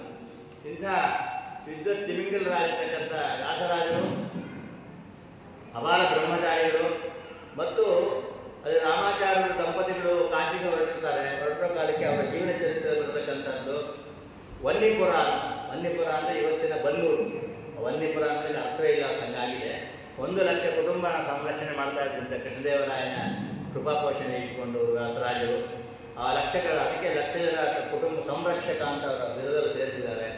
ಅಂಥ ವನ್ನಿಪುರದಲ್ಲಿ ಅವರು ಕಾಶಿಗೆ ಹೊರಟಿದ್ದಾಗ ಅಕಾಲ ಮೃತ್ಯುಗೆ ಈಡಾಗಿಬಿಡ್ತಾರೆ ರಾಮಾಚಾರ್ಯರು. ಆಕೆ ಬಂದು ಆಗ ಸಹಗಮನ ಪದ್ಧತಿ ಇದ್ದರಿಂದ ದೊಡ್ಡವರು ಯಾರೋ ಇದ್ದರವರಿಗೆ ಆಜ್ಞೆ ತಗೊಂಡು ಸಹಗಮನ ಮಾಡ್ತಕ್ಕಂಥದ್ದು ಪದ್ಧತಿ. ಸಹಗಮನ ಮಾಡೋಕ್ಕೋಸ್ಕರ ಬಂದು ನಮಸ್ಕಾರ ಮಾಡ್ತಾರೆ. ಅವರು ದೀರ್ಘ ಸುಮಂಗಲಿ ಭವ ಸುಪುತ್ರವತಿ ಭವ ಅಂತ ಆಶೀರ್ವಾದ ಮಾಡ್ತಾರೆ. ಆಗ ಶಿಷ್ಯರೆಲ್ಲ ಹೇಳ್ತಾರೆ, ಅವರು ಆತ್ಮ ಇದಕ್ಕೆ ಬಂದಿರೋದು, ಯಾವ ಸಹಗಮನ ಮಾಡೋಕ್ಕೋಸ್ಕರ ಬಂದಿರೋದು. ನೀವು ಬಂದರೆ ಈ ಥರ ಸುಪುತ್ರವತಿ ಭವ ಅಂತ ಹೇಳ್ಬಿಟ್ಟಿಲ್ಲ ಗುರುಗಳೇ ಅಂತ ಕೇಳ್ತಾರೆ. ನಾನೆಲ್ಲ ಹೇಳಿರೋದು ಷೋಡಶ ಬಾಬು ನರಸಿಂಹದೇವರನ್ನ ಪೂಜೆ ಮಾಡಿ ಈಗ ತಾನೇ ಬಂದಿದ್ದೀನಿ ನಾನು. ಅದರಿಂದಾಗಿ ನರಸಿಂಹದೇವರು ಹೇಳಿಬಿಟ್ಟಿದ್ದಾರೆ. ನರಸಿಂಹದೇವರು ಹೇಳಿದ್ರೆ ಅವ್ರು ನಡೆಸ್ಕೋತಾರೆ ಅವ್ರ ವಾಕ್ಯ, ನನ್ನ ಬಾಯಿಂದ ಅವ್ರು ನಡೆಸ್ಬಿಟ್ಟಿದ್ದಾರೆ. ಆ ಮಾತನ್ನು ಅವ್ರು ನಡೆಸ್ಕೋತಾರೆ ಈಗ ಅಂಥೇಳಿ ಮಂತ್ರಾಕ್ಷತೆ ಕೊಡ್ತಾರೆ. ರಾಮಾಚಾರ್ಯ ಅಂತ ಹೇಳ್ತಾರೆ. ಸುಪುತ್ರವತಿ ಭವ ಅನ್ನೋದು ಮುಂದೆ ಸಾರ್ಥಕ ಆಗುತ್ತೆ. ಅವರಿಗೆ ವಯಸ್ಸು ಆಗಿತ್ತು ಅಂತ ಆದರೂ ಕೂಡ ಜ್ಞಾನಿಗಳ ವ್ಯಾಪಾರ ಗೊತ್ತಾಗಲ್ಲ ನಮಗೆ, ದೇವತಾ ವ್ಯಾಪಾರಿಗಳನ್ನೆಲ್ಲ. ಹಾಗಾಗಿ ಅವರಿಗೆ ಮುಂದೆ ಸುಪುತ್ರ ಆಗುತ್ತೆ. ಅದಕ್ಕೆ ನಿಬಂಧನೆಯನ್ನು ಹಾಕಿರ್ತಾರೆ, ನೀವು ಆ ಥರ ಪುತ್ರದ ಸಂತಾನ ಆದರೆ ಮಠಕ್ಕೆ ಕೊಟ್ಬಿಡಬೇಕು, ನೀವು ನಮ್ಗೆ ಒಪ್ಪಿಸ್ಬೇಕು, ಲೋಕೋತ್ತರ ಪುರುಷ ಅಂತ ನಾವು ಹೇಳಿ. ಆದ್ದರಿಂದ ವ್ಯಾಸರಾಜರನ್ನ ಆ ಮಣ್ಣು ತರೋದು ಅಂದ್ರೇನು, ಆ ಸಣ್ಣ ಮಗುನ ತರೋದು, ಪೋಷಣೆ ಮಾಡೋದು ಅಂದ್ರೇನು. ಸಣ್ಣ ಮಕ್ಕಳನ್ನ ನಮ್ಮ ಕೈ ಕೊಟ್ಟರೆ ಕೈ ನಡಗ್ಬಿಡುತ್ತೆ, ಹುಟ್ಟಿದ ಮಕ್ಕಳನ್ನ ಚಿಕ್ಕ ಮಕ್ಕಳನ್ನ ಕೈ ಕೊಟ್ಟರೆ ಎತ್ಕೊಳ್ಳೋಕೆ ಬರಲ್ಲ. ವ್ಯಾಸರಾಜರಂತ ಮಹಾನ್ಭಾವರನ್ನ ಅಂತ ಚಿಕ್ಕ ಮಗುವಿದ್ದ ಬ್ರಹ್ಮಣ್ಯ ತೀರ್ಥರು ತೊಗೊಂಡು ಹೋಗಿ ಅಲ್ಲಿ ಕಣ್ಣ ತಿರುಗಿ ಯಾವುದೊಂದು ಬಿಳಿ ಕಲ್ಲು ಅಂತ ಇವತ್ತು ಕರೀತಾರೆ, ಬಿಳೆ ಕಲ್ಲು ಅಂತ ಕರೀತಾರೆ. ಅಲ್ಲಿ ಇಟ್ಕೊಂಡು ಅವರ ಶುದ್ಧಿಯೆಲ್ಲ ಮಾಡಿ ಗೋಪಾಲಕೃಷ್ಣನಿಗೆ ಹತ್ತಿರವಾಗಿತ್ತು. ವೀರ ವಿಠಲನಿಗೆ ನಮ್ಮ ಉಪಾಸ್ಯ ಮೂರ್ತಿ ವೀರ ವಿಠಲ ಮತ್ತು ಷೋಡಶ ನರಸಿಂಹದೇವರು ಅವರಿಗೆ ಅರ್ಪಿತವಾದ ಹಾಲನ್ನೇ ಕುಡಿಸಿ ಅವ್ರನ್ನ ಬೆಳೆಸಿ ಆ ರೀತಿಯ ಶುದ್ಧವಾಗಿ ಅವ್ರನ್ನ ಬೆಳೆಸಿದ್ರು ಅಂತ ಹೇಳ್ತಾ ಇದ್ದಾರೆ. ಅದನ್ನು ಸುಲಭವಾಗಿ ಇಲ್ಲಿ ಯಾವ ಸುಳ್ಳಾಗಿಯಲ್ಲಿ ಪುರಂದರದಾಸರು ಹೇಳ್ತಾರೆ. ಅಂದು ಬ್ರಹ್ಮಣ್ಣರಿತ್ತರಗೆ ಬದಲಿಗಲೆ ಮುದದಿಂದ ನಾರಾಯಣರು ಕಂದನ ಕೊಡುವನೆಂದು ಭಿಕ್ಷೆಯ ನೀಡೆ ತಂದ ಶ್ರೀ ಮತ್ಸ್ಯೇಶನ್ನ ದಯವಿರಲಿ ಎಂದು ಮಾನ್ಯ ಬ್ರಹ್ಮಣ್ಯ ಚಿತ್ತರ ಸಂಚರಿಸುತ್ತ ಬನ್ನೂರು ಮಾರ್ಗದಲ್ಲಿ ಬರುತ್ತಿರಲು ತಾಂದ ವಿಜಯದಾರ ಸಹಗಮನದೇ ಪತಿ ಸಹಿತ ಹೋಗುವ ಆ ಶ್ರೀ ಬ್ರಹ್ಮಣ್ಯ ಚಿತ್ತರಳಿ ಹೋಗೆ ಶ್ರೀಶ ಬದಲಿಯಲೆ ಬೇಳಿದ ಮಹಿಮೆಯ ಏಸು ಮಹಿಮೆ ಪ್ರಹ್ಲಾದನನ್ನು ಸ್ಮರಿಸುತ್ತ ದೋಷ ಬರುವುದೆಂದ ಆಲೋಚನೆ ಇಲ್ಲದೆ ಆಸತಿ ವಂದಿಸೆ ಸೋಮಂಗಲ್ಯವನಿತ್ತು ಶ್ರೀರಾಮಾಚಾರ್ಯ ದಂಪತಿಗಳಿಗಿದ್ದರು. ಸುಳಾದಿಗಳಿಗೆ ತಿಳಿಸ್ಕೊಡ್ತಾ ಇದ್ದಾರೆ, ವಿಜಯದಾಸ ತಿಳಿಸ್ಕೊಡ್ತಾ ಇದ್ದಾರೆ, ಪುರಂದರದಾಸ ತಿಳಿಸ್ಕೊಡ್ತಾ ಇದ್ದೆ ಜಾಸ್ತಿ ಅಂತ ತಿಳಿಸ್ಕೊಡ್ತಾ ಇದ್ದಾರೆ. ಅಲ್ಲಿ ಮಂತ್ರಾಕ್ಷತೆಯನ್ನು ಕೊಟ್ಟು ರಾಮಾಚಾರ್ಯ ಇದ್ರಲ್ಲ, ಆಗ ಒಂದು ರೋಚಕ ಸಂಗತಿಯನ್ನು ಹೇಳ್ತಾರೆ. ಅವತ್ತು ಪ್ರಹ್ಲಾದರಾಜರಾಗಿ ಜಗತ್ತಿಗೆ ನರಸಿಂಹದೇವರನ್ನ ಕೊಡಕ್ಕೆ ನೀವು ಕಾರಣರಾದರೆ ಜಗತ್ತಿಗೆ ನಿಮ್ಮಿಂದ ನಾವು ನೆವ ಮಾಡಿ. ಯಾಕೆ ಅಲ್ಲಿ ಪ್ರಹ್ಲಾದ ಹೇಳಿಬಿಟ್ಟು ಪರಮಾತ್ಮ ಹೇಳಿದ್ದ, ಏನೇನು ಯಾರ್ಯಾರಿಗೆ ಋಷಿಮುನಿಗಳಿಗೆ ದೇವತೆಗಳಿಗೆ ತೊಂದರೆ ಆದರೂ ನಾನು ಬರೋದಿಲ್ಲ, ನಾನು ಬರೋದು ಯಾವಾಗ ಪ್ರಹ್ಲಾದರಾಜನ ಕೈ ಇಟ್ಟಾಗ ಖಂಡಿತ ಬರ್ತೀನಿ ಹಿಂದಿದ್ದ. ಅದೇ ರೀತಿ ಪ್ರಹ್ಲಾದರಾಜನ ಕಾರಣ ಆಗೋದು ಒಂದು ರೀತಿ. ಇಲ್ಲಿ ನರಸಿಂಹದೇವರು ಪ್ರಹ್ಲಾದರಾಜ ಇನ್ನೊಂದು ಅವತಾರ ವ್ಯಾಸರಾಜ ಬರೋಕ್ಕೆ ಕಾರಣ ಅದು ಒಳಗಡೆ ಹೇಳ್ತಾ ಇದ್ದಾರೆ. ಅಲ್ಲಿ ನರಸಿಂಹದೇವರ ಪ್ರಾದುರ್ಭಾವಕ್ಕೆ ಪ್ರಹ್ಲಾದರಾಜರ ಕಾರಣ ಆದರೆ ಇಲ್ಲಿ ವ್ಯಾಸರಾಜರ ಜನನಕ್ಕೆ ನರಸಿಂಹದೇವರ ಕಾರಣರಾದರು ಅನ್ನೋ ಮಾತನಾಡಿ ಸೂಕ್ಷ್ಮವಾಗಿ ಹೇಳ್ತಾ ಇದ್ದಾರೆ. ಹಾಗೆ ಪ್ರಭವ ಸಂವತ್ಸರದ ವೈಶಾಖ ಸಪ್ತಮಿ ಬುಧವಾರ ಜನಿಸಿದ್ರು ಅಂತ ಇದನ್ನು ಕೊಡ್ತಾ ಇದ್ದಾರೆ. ಅಲ್ಲಿ ಶ್ರೀನಿವಾಸ ತೀರ್ಥರು ವ್ಯಾಸ ಹೇಳ್ತಾರೆ. ವಿಪ್ರಾಣಿ ತೆಂಚ ಬಾಲನ್ವಿತ ಕರಯಗಳಾದ ಚಾಲಯನ್ ಕಣ್ಮತೋಯೈ ಶ್ರೀಮದ್ ಬ್ರಹ್ಮಣ್ಯ ತೀರ್ಥೋ ವಿಹಿತಮಾತ ಶಿಶೋ ಜಾತ ಕರ್ಮಾದಿ ಚಕ್ರ. ದೇವತಾ ವ್ಯಾಪಾರ ಇದನ್ನೆಲ್ಲ ಜಾತ ಕರ್ಮಾದಿಗಳನ್ನೆಲ್ಲ ಮಾಡಿದ್ದಾರೆ, ಸಿದ್ಧ ಗೋಕ್ಷರನ್ನು ಬೆಳೆಸಿದ್ದಾರೆ. ಮತ್ತು ಮಠದಲ್ಲಿ ಬೆಳೆಯುವ ಮಗು ಅಂದರೆ ಏನು, ತುಂಬ ಅನಾದರ ಅಲ್ವಾ? ಮಠದಲ್ಲಿ ಏನು ಇರುತ್ತಲ್ಲ, ಏನೇನು ನಮ್ಮ ಮನೇಲಿ ಕೊಟ್ಟಂಗೆ ಏನೇನು ಕಾಲಕ್ಕೆ ಬೇಕಾದ ಮಕ್ಕಳಿಗೆ ಪೋಷಣೆ ಮಾಡಿಕೊಡ್ತಾರೆ ಅಂತ ಹೇಳಿದ್ರೆ ವ್ಯಾಸರಾಜರನ್ನ ಕೊಟ್ಟೇ ಸಾಕೋದು ನೋಡಿ. ಅವ್ರು ಹೇಗಿಟ್ಕೊಂಡು ಬ್ರಹ್ಮಣ್ಯದಿಂದ ಅಂತ ಹೇಳ್ತಾರೆ. ಪರಿಮರೆಯ ಬೆಳಗ್ಗೆ ಸೊಬಗನಿಂದ ಅರಳದ ಮಾಗಾಯಿ ಕನ್ನ ಕುಂಡಲವಿಟ್ಟು ಸರಪಳಿ ಪದಕ ಹುಲಿಯೋರು ಕಟ್ಟಿದ ಹುಲಿಯುಗರ ಕಟ್ಟಿದರಾಗ ಕಿರುಗೆಜ್ಜೆ ಅಂದಿಗೆ ತೋಳತಾಗಿದ ಮಣಿ ಮೆರವ ಸೊಬಗಿನಿಂದ ಶಶಿಯಂದ ಮೆರೆಯೇ. ಆ ಶಿಶು ಹೇಗಿತ್ತು ಅಂತ ಹೇಳೋದನ್ನು ಹೇಳ್ತಾರೆ. ಬಕ್ವಾಗಾಕ್ಲಾದ ಕಂಬಾಲಂ ಸಕ್ಲಾದಸ್ಯ ನಮಗ್ರಜಂ ಪ್ರಹ್ಲಾದಯತ್ರಾವಗೋ ಸತ್ಯಮೇವ ತನ್ನ ಮೃಷಾ. ಚರು ಆಹ್ಲಾದೆ ಅಂತ ಧಾತು, ಅದರಲ್ಲಿ ಯಾವುದನ್ನು ನೋಡಿದ್ರೆ ಬಹಳ ಸಂತೋಷ, ಚಂದ್ರ ನೋಡಿದ್ರೆ ಬಹಳ ಸಂತೋಷ ಆಗುತ್ತೆ ನಮಗೆ. ಚಂದ್ರ ಅಂತ ಬಂದಿರೋ ಪದಾನೇ ಹಾಗೆ. ಹಾಗೆ ಪ್ರಹ್ಲಾದರಾಜನ ನೋಡಿದ್ರೆ ಏನು ಸಂತೋಷ ಆಗುತ್ತೋ ಸಕ್ಲಾದಸ್ಯ ಅಗ್ರಜಂ, ಪ್ರಹ್ಲಾದರಾಜನ ನೋಡೋದಷ್ಟೇ ಸಂತೋಷ ವ್ಯಾಸರಾಜನ ನೋಡಿದ್ರೆ ಆಗ್ತಾ ಇತ್ತು ಅಂತ ಆಹ್ಲಾದಕರವಾದ ಒಂದು ಆಕೃತಿಯ ಒಂದು ಹೀಗಿದ್ರು ಅಂತ. ಪಂಚಮಾಧ್ಯೇದ ಬಾಲಸ್ಯ ಕವಲೋಪನಯನಾದಿಕಂ ಬ್ರಾಹ್ಮಣೇ ಕಾರ್ಯಯಾಮಾಸ ಸಪ್ತಮಾಧ್ಯೇದ ತಸ್ವಯಂ ಬ್ರಹ್ಮಣ್ಯತೀರ್ಥ ಸಂವೃತ್ವಾಗತಿಂ ಮತ್ರಂ ಉಪಾದಿಶತೆ ಶ್ರೀ ವ್ಯಾಸತೀರ್ಥನಾಮಾನಂ ಚಕ್ರೆ ಶಾಸ್ತ್ರಸ್ಯ ವಿಸ್ತೃತಃ. ಅವರು ಉಪನಯನಾದಿಗೆಲ್ಲ ಮಾಡಿಸಿ ಸಂಸ್ಕಾರಗಳೆಲ್ಲ ಮಾಡಿದ್ದಾದ್ಮೇಲೆ ಅವರು ಯತ್ಯಾಶ್ರಮ ಕೊಡ್ತಾ ಇದ್ದಾರೆ. ವ್ಯಾಸತೀರ್ಥರು ಅಂತ ಅಭಿಧಾನವನ್ನು ಕೊಟ್ಟಿದ್ದಾರೆ. ಏವಂ ಬ್ರಹ್ಮಣ್ಯ ತೀರ್ಥ ವ್ಯಜವರ ಜಲದ ವ್ಯಾಸತೀರ್ಥಾಖ್ಯ ಚಂದ್ರೋಜಾತಃ ಅಂತ ಬ್ರಹ್ಮಣ್ಯ ತೀರ್ಥ ಸಮುದ್ರದಲ್ಲಿ ಚಂದ್ರ ಅಂತಕ್ಕಂಥದ್ದು ಹುಟ್ಟುತ್ತೋ ಅಲ್ಲಿಂದ ಮುಂದೆ ಪ್ರಹ್ಲಾದರಾಜರು 12 ವರ್ಷ ಶ್ರೀಪಾದರಾಜನ ಕಳಿಸಿದ್ರು. ಶ್ರೀಪಾದರಾಜರನ್ನು ಕಳಿಸಿ 12 ವರ್ಷ ಅವ್ರಿಗೆ ಅಧ್ಯಯನ ಮಾಡ್ತಿದ್ದಾರೆ. ಅಧೀತ್ಯ ತತ್ರ ದ್ವಿಷಡಬ್ಧ ಕಾಲಂ ಸಮಸ್ತ ವಿದ್ಯಾಖ್ಯ ಕಲಾಭಿಪೂರ್ಣ ಶ್ರೀ ವ್ಯಾಸತೀರ್ಥಾಭ ಪೂರ್ಣಚಂದ್ರ ಕೃತಾಂಜಲಿಂ ಪ್ರಾಹ ಗುರುಂಚ ಭಕ್ತ್ಯ. ಶ್ರೀಪಾದರಾಜರಲ್ಲಿ 12 ವರ್ಷ ಅಧ್ಯಯನ ಮಾಡಿದ ಮೇಲೆ ಅವ್ರು ಹೇಳ್ತಾ ಇದ್ದಾರೆ, ಅಲ್ಲಿ ತುಳಾದಿ ಒಳಗೆ ಹೇಳೋ ಕಾಲಕ್ಕೆ ಅವರು ಹೇಗೆ ಪುಟ್ಟವತಿಯಲ್ಲಿ ಇವರು ಪುರಂದರದಾಸ ಸುಲಭವಾಗಿ ಹೇಳ್ತಾ ಇದ್ದಾರೆ. ಶ್ರೀನಾರಾಯಣ ಯೋಗಿಯಾದ ಶ್ರೀಪಾದರಾಜನೆವರ ವಿದ್ಯಾಭ್ಯಾಸವ ಮಾಡಿ ನೀನು ದರೆಯೊಳಗೆ ವಿಧೀಂದ್ರವಾದಿರಾಜರೆಂಬ ಪರಮ ಶಿಷ್ಯರಣ ಪಡೆದು ಮೆರಬೇಕೆ ಹೃದಯಲ್ಲಿ ಗುರು ಸುರೇಂದ್ರರು ಪುತ್ರ ಭಿಕ್ಷವ ಬೇಳೆ ವಿಜಯೇಂದ್ರರನ್ನು ಕರುಣಿಸಿದ ಮಠವನ್ನು ಉತ್ತರಿಸುವ ಕಾರಣ ಗುರು ವ್ಯಾಸರಾಜರೇ ಪರಮ ಗುರುಗಳು ಪುರಂದರ ವಿಠಲನೆ ಪರದೈವ ಕಾಣಿರೋ ವರಮತ್ವಮದವೆಂಬ ಸಾಗರದಳು ಅವತರಿಸಿದನೇ ಪೂರ್ಣಚಂದ್ರನಂತೆ ಕರುಣಾಕರ ಬ್ರಹ್ಮಣ್ಣ ತೀರ್ಥರ ಕುವರನೆನಿಸಿಕೊಂಡೆ ಶ್ರೀ ಪುರಂದರ ವಿಠಲನೆ ಪರನೆಂದುವರೆಗೆ ದುರಿತಗಳನ್ನೆಲ್ಲ ಪರಿಹರಿಸಿಕೊಂಡೆ ನಾನು. ಇದರ ಪೂರ್ವೋತ್ತರವನ್ನು ಹೇಳ್ತಾ ಇದ್ದಾರೆ. ಹಿಂದೆ ಸ್ವಾಮಿ ಮೃದವರ ನಾವು ಕುಮುದಂ ಖಂಡೇ ಇದ್ದೇವೆ, ಕುಮುದಗಳನ್ನೆಲ್ಲ ಖಂಡನೆ ಮಾಡಬೇಕಾಗಿದೆ, ನಮ್ಗೆ ಅಪ್ಪಣೆ ಕೊಡಿ ಅಂತ ಪ್ರಾರ್ಥನೆ ಮಾಡ್ತಾ ಇದ್ದಾರೆ. ಅದಕ್ಕೆ ಮುಂಚೆ ಬ್ರಹ್ಮಣ್ಯ ತೀರ್ಥರು ಶ್ರೀಪಾದರಾಜರು ವ್ಯಾಸರಾಜರು ಸೇರಿ ಒಂದು ಪ್ರಾಣದೇವರ ಪ್ರತಿಷ್ಠಾಪನೆಯನ್ನು ಅಲ್ಲಿ ಬ್ರಹ್ಮಣ್ಯ ಪುರಾಣದಲ್ಲಿ ಸ್ಥಾಪನೆ ಮಾಡೋದು ಅದನ್ನು ದೀರ್ಘವಾಗಿ ಹೇಳ್ತಾರೆ. ನಂತರದಲ್ಲಿ ಶ್ರೀಹರಿ ಮಹಾಭಾರತದ ಯುದ್ಧಾನಂತರದ ದ್ವಾರಕೆಯಲ್ಲಿ ಅರ್ಜುನನ ಶ್ರೀಕೃಷ್ಣನಿಂದ ಕೃಷ್ಣ ಏನು ಮಾಡ್ತಾನೆ, ದ್ವಾರಕೆಗೆ ವಾಪಸ್ ಹೊರಟೋಗ್ತಾನೆ. ಹೋದಾಗ ಅವರ ವಿರಹವೇ ಜಾಸ್ತಿ ಆಗಿಬಿಡುತ್ತೆ ಅರ್ಜುನನಿಗೆ. ಅವನು ಕೃಷ್ಣನ ನೋಡಲೇಬೇಕು ಅನ್ನೋ ಉತ್ಕಟದಿಂದ ಬರ್ತಾನೆ. ಶ್ರೀ ಸತ್ಯಭಾಮಾಯತಮಂಬುಜಾಖ್ಯಂ ಭಕ್ತ್ಯಾ ಪ್ರಸನ್ನಂ ಪ್ರಣನಾಮ ಮುಗ್ಧ ಪ್ರಮೋದ ಭಾಷ್ಪಾಫಲಲೋಚನಂ ಸಮುತ್ಥ ರೋಮಾಂಚನ ಗದ್ಗದಾಕ್ಷರಂ. ಕೃಷ್ಣ ನೋಡಕ್ಕೆ ಬಂದ, ಕಣ್ಣಲ್ಲಿ ಆನಂದ ಬಾಷ್ಪ ಬರ್ತಾ ಇದೆ. ಕೃಷ್ಣನ ಯಾವತ್ತು ನೋಡ್ತೀನಿ ಅಂತ ಬಹಳ ದಿವಸ ಆಗಿದೆ, ಒಂದು ದಿವಸನೂ ಬಿಟ್ಟಿದ್ದವನಲ್ಲ ಅವನು, ಹಂಗೆ ದ್ವಿತೀಯ ಸಖನಾಗಿದ್ದ. ಬಹಳ ಬೇಜಾರಾಗಿದೆ. ಬಂದಾಗ ಅಲ್ಲಿ ಪರಮಾತ್ಮ ಏನು ಮಾಡಿ ನನಗೆ ಆಧಾರ ಮಾಡಿ ತನ್ನ ಪ್ರತಿರೂಪವಾದ ಒಂದು ವಿಗ್ರಹವನ್ನು ಕೊಟ್ಟಿದ್ದಾನೆ. ಆ ವಿಗ್ರಹವನ್ನು ಕ್ಷೇಮಕರಾಜ ಅವನ ಪಾಂಡವರು ವಂಶದಲ್ಲಿ ಬರ್ತಕ್ಕಂಥ ಕೊನೆಗೆ ಗೋಪಾಲಕೃಷ್ಣ ಪ್ರತಿಮೆಯನ್ನು ತಗೊಂಡ್ಬಂದು ಅದನ್ನು ವಂಶಾನುಸಾರ ಕ್ಷೇಮಕರಾಜನಿಗೆ ಬರುತ್ತೆ. ಅವನು ತನ್ನ ಕೊನೆಗಾಲದಲ್ಲಿ ಅದನ್ನು ತಗೊಂಡು ಭೀಮರತಿಯನ್ನು ನಿಂತಿರುತ್ತೆ. ಸುವರ್ಣಪೇಟೆಯಲ್ಲಿ ಭೀಮರತಿಯಲ್ಲಿ ನಿಜಾಭಿಮಾನಿದೆ ದೇವತೆ ಇದರಲ್ಲಿ ಪಂಡ್ರಾಪುರ, ಅಲ್ಲಿ ಪಂಡ್ರಾಪುರದ ಭೀಮರತಿ ರೂಪದಲ್ಲಿದ್ದಾರೆ. ಅಲ್ಲಿ ಅವನು ಪ್ರಾರ್ಥನೆ ಮಾಡಿದಂತೆ ಯುಗೋಪಸ ಭೀಮರತಿ ಸ್ವಭಾವತೋ ಏನ ಯಥಾ ನಶ್ಯೇತ. ಅದು ಪರಾಗದಿಂದಾಗಲಿ ಲಿಕ್ಕಿದಿಂದ ರೀತಿಯಲ್ಲಾಗಲಿ ಹಾಳಾಗದಂತೆ ಅದನ್ನೆಲ್ಲ ಜೋಪಾನವಾಗಿ ಭೀಮರತಿ ನಿಜೆ ಅಭಿಮಾನಿ ದೇವತೆ ಕಾಪಾಡಿಕೊಂಡಿದ್ದಂತೆ. ಜ್ಞಾನಿಗಳು ಮುಂದೆ ಬರ್ತಾರೆ ಅಂತ ಗೊತ್ತಿತ್ತು.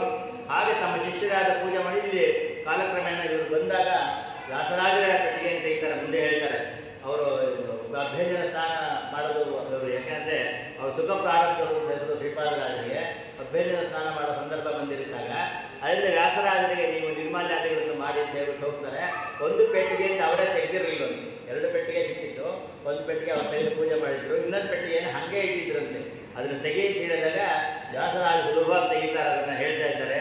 ತದೈವ ರತ್ನಾಚಯ ಭಾಸುರಾಯ ಮಧ್ಯೆ ಚಿದ ಕಾಂಚನ ಪೇಟಿಕಾಯಾಗ ಕೃಷ್ಣ ಸಮುತ್ತ ಮಧುರಂ ಸವೇಣಂ ನಿನಾದಯನ್ ಪ್ರಾಣಿಯುತಂ ಧನರ್ಥ ಆನಂದ ಭಕ್ಮೈ ಪರಿಪೂರ್ಣ ನೇತ್ರ ರೋಮಾಂಚ ಸಂಪೂರಿತ ಸರ್ವಗಾತ್ರ ಮಂದದ್ವಿತೋತ್ತಾಸಿ ಸರೋಜ ವಕ್ತ್ರ ಕೃಷ್ಣಂ ಮುದಾ ಪ್ರೇಕ್ಷದ ವಾದಿ ಚೈತ್ರ. ತೆಗೆದ ತಕ್ಷಣ ಕೃಷ್ಣ ನರ್ತನ ಮಾಡ್ತಾ ಇದ್ದಾನೆ ಒಳಗಡೆ. ಇದನ್ನು ವ್ಯಾಸರಾಜರು ನೋಡ್ಬಿಟ್ರು. ನೋಡಿದ ತಕ್ಷಣ ತಮ್ಮ ವೀಣಾವನ್ನು ತಗೊಂಡು ವಾದನ ಮಾಡಕ್ಕೆ ಶುರು ಮಾಡಿದ್ರು ಮತ್ತು ಕೊಳಲನ್ನಾದನ್ನು ಮಾಡಕ್ಕೆ ಶುರು ಮಾಡಿದ್ರು. ಹೇಳ್ತಾ ಇದ್ದಾರೆ ಆ ವಾದನ ಮಾಡಿ ಅವನ ನರ್ತನಕ್ಕೆ ಸರಿಯಾಗಿರೋ ವೀಣೆಯನ್ನು ನುಡಿಸೋದು, ಕೊಳಲನ್ನು ನುಡಿಸೋದು ಮಾಡ್ತಾ ಇದ್ದಾಗ ಆನಂದ ಭಾಷೆ ಸುರಿತಾ ಇತ್ತು ಅವರಿಗೆ. ಹಾಗೆ ಇದನ್ನ ಆ ವೇಳೆಗೆ ಶ್ರೀಪಾದರಾಜರು ಬಂದಾಗ ಹಾಗೆ ನಿಂತ್ಕೊಂಡ್ಬಿಟ್ಟು ಇವತ್ತು ನರ್ತನೋದ್ರಿಂದ ವಾಮಪಾದಗಳ ದಕ್ಷಿಣ ಪಾದ ಅಂತ ತೋರಿಸ್ತಾರೆ. ಹಾಗೆ ನರ್ತನ ಭಂಗಿಗೆ ವಿರುದ್ಧವಾಗಿ ನಿಂತಿದ್ದಾನೆ ಕೃಷ್ಣ ಅನ್ನೋದನ್ನು ತೋರಿಸ್ತಾ ಇದ್ದಾರೆ. ಮುಂದೆ ಅಥದಗಲ ಕಾಮವಾಪುವಾದಾನ್ ಶಾಸ್ತ್ರದೋಜಂ ವಿಜಿತ್ಯಾನ್ ವ್ಯಚರದನಜನಂ ಭೂಮಂಡಲೆ ಪೂಜ್ಯಮಾನಃ ಬುಧಜನ್ಯಕರೈಃ ಶ್ರೀಮಧ್ವಶಾಸ್ತ್ರೇಣ ವಿಷ್ಣುಂ ಸಕಲ ಜಗದೀಶಂ ಸಾಧಯನ್ ಮಸ್ಕರೀಶಃ. ಶ್ರೀಮದ್ಭಾಷ್ಯಸ್ಯ ಟೀಕಾಯಾ ವ್ಯಾಖ್ಯಾಂ ಶ್ರೀ ಚಂದ್ರಿಕಾ ವಿಧ ನ್ಯಾಯಾಮೃತಂ ತಥಾ ತರ್ಕತಾಂಡವಂ ಸೋಪರೋದ್ಗುರುಃ. ಈ ನ್ಯಾಯಾಮೃತ ಚಂದ್ರಿಕಾ ತರ್ಕ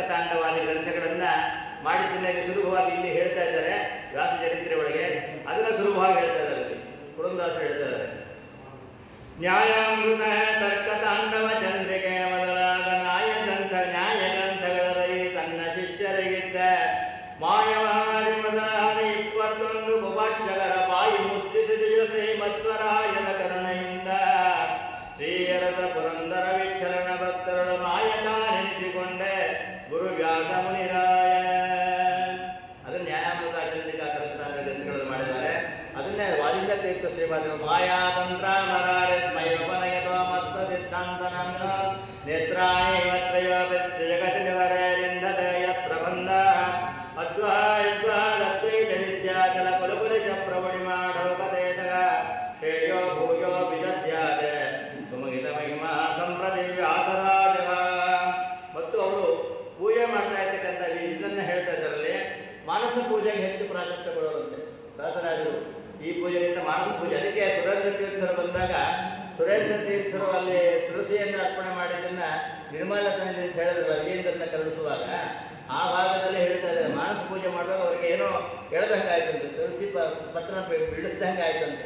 ಅದರಿಂದ ಅವ್ರು ಹೇಳ್ತಾ ಶಿಷ್ಯರಿಗೆ ಹೇಳ್ತಾ ಇದ್ದಾರೆ ಅದನ್ನು ಮಾನಸ ಪೂಜೆಯನ್ನು ನೀ ಮಾಡ ದಾನವಂತರ ರಂಗನೋ ಮೆಚ್ಚಿ ತಾನೇ ಬಂದು ಗೋಪಾಲ ಕೃಷ್ಣನು ಧ್ಯಾನದಲ್ಲಿ ಕಾಣುತ್ತಲಿಪ್ಪನೋ ಏನಂತ ಬೇಡದೆ ನಿಮ್ಮ ಬಗೆ ನೀನು ಜ್ಞಾನಿಗಳೆರದ ಶ್ರೇಯಾಸ ಮುನಿರಾಜ ಹೀನ ಜನರು ನಿನ್ನ ಮಾನವನೆಂದು ನಾನಾ ನರಕ ಕೊಡುವರು ಶ್ರೀನಿವಾಸ ಪುರಂದರ ವಿಠಲನ ಮುಂದೆ ಗಾನವ ಮಾಡುದಾಡುತ್ತಲಿಪ್ಪನೋ.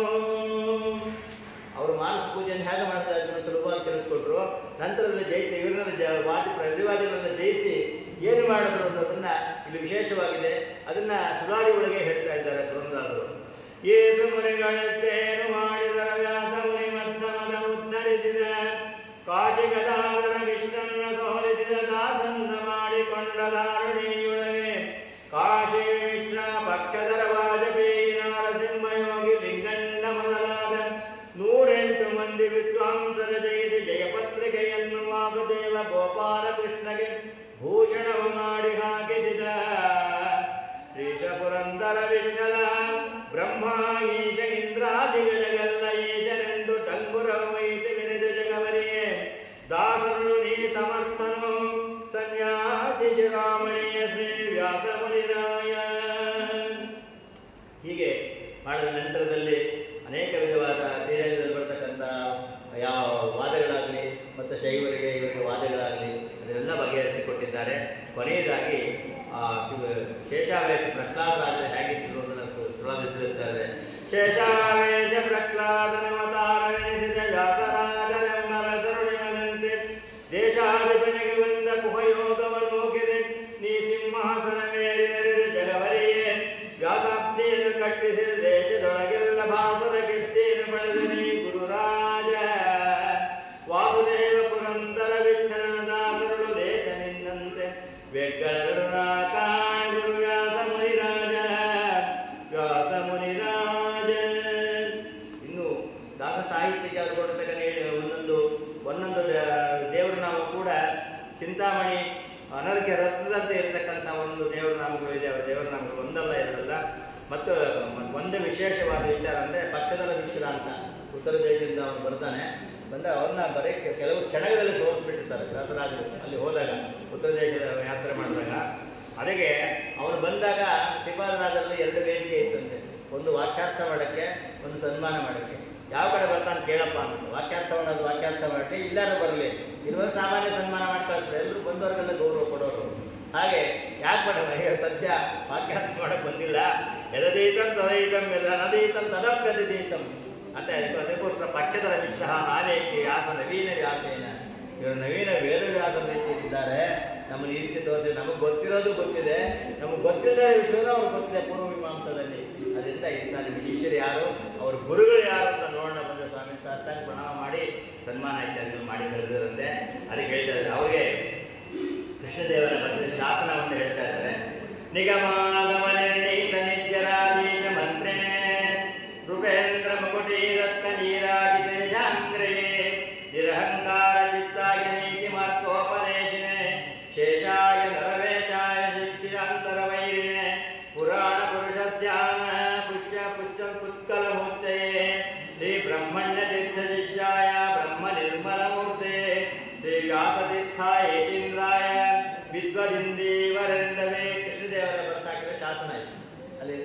ವಿಜಯನಗರದ ಶಾಸನವನ್ನು ಹಾಗೆ ಅದನ್ನು ಪ್ರತಿ ಮಾಡಿಕೊಟ್ಟಿದ್ದಾರೆ.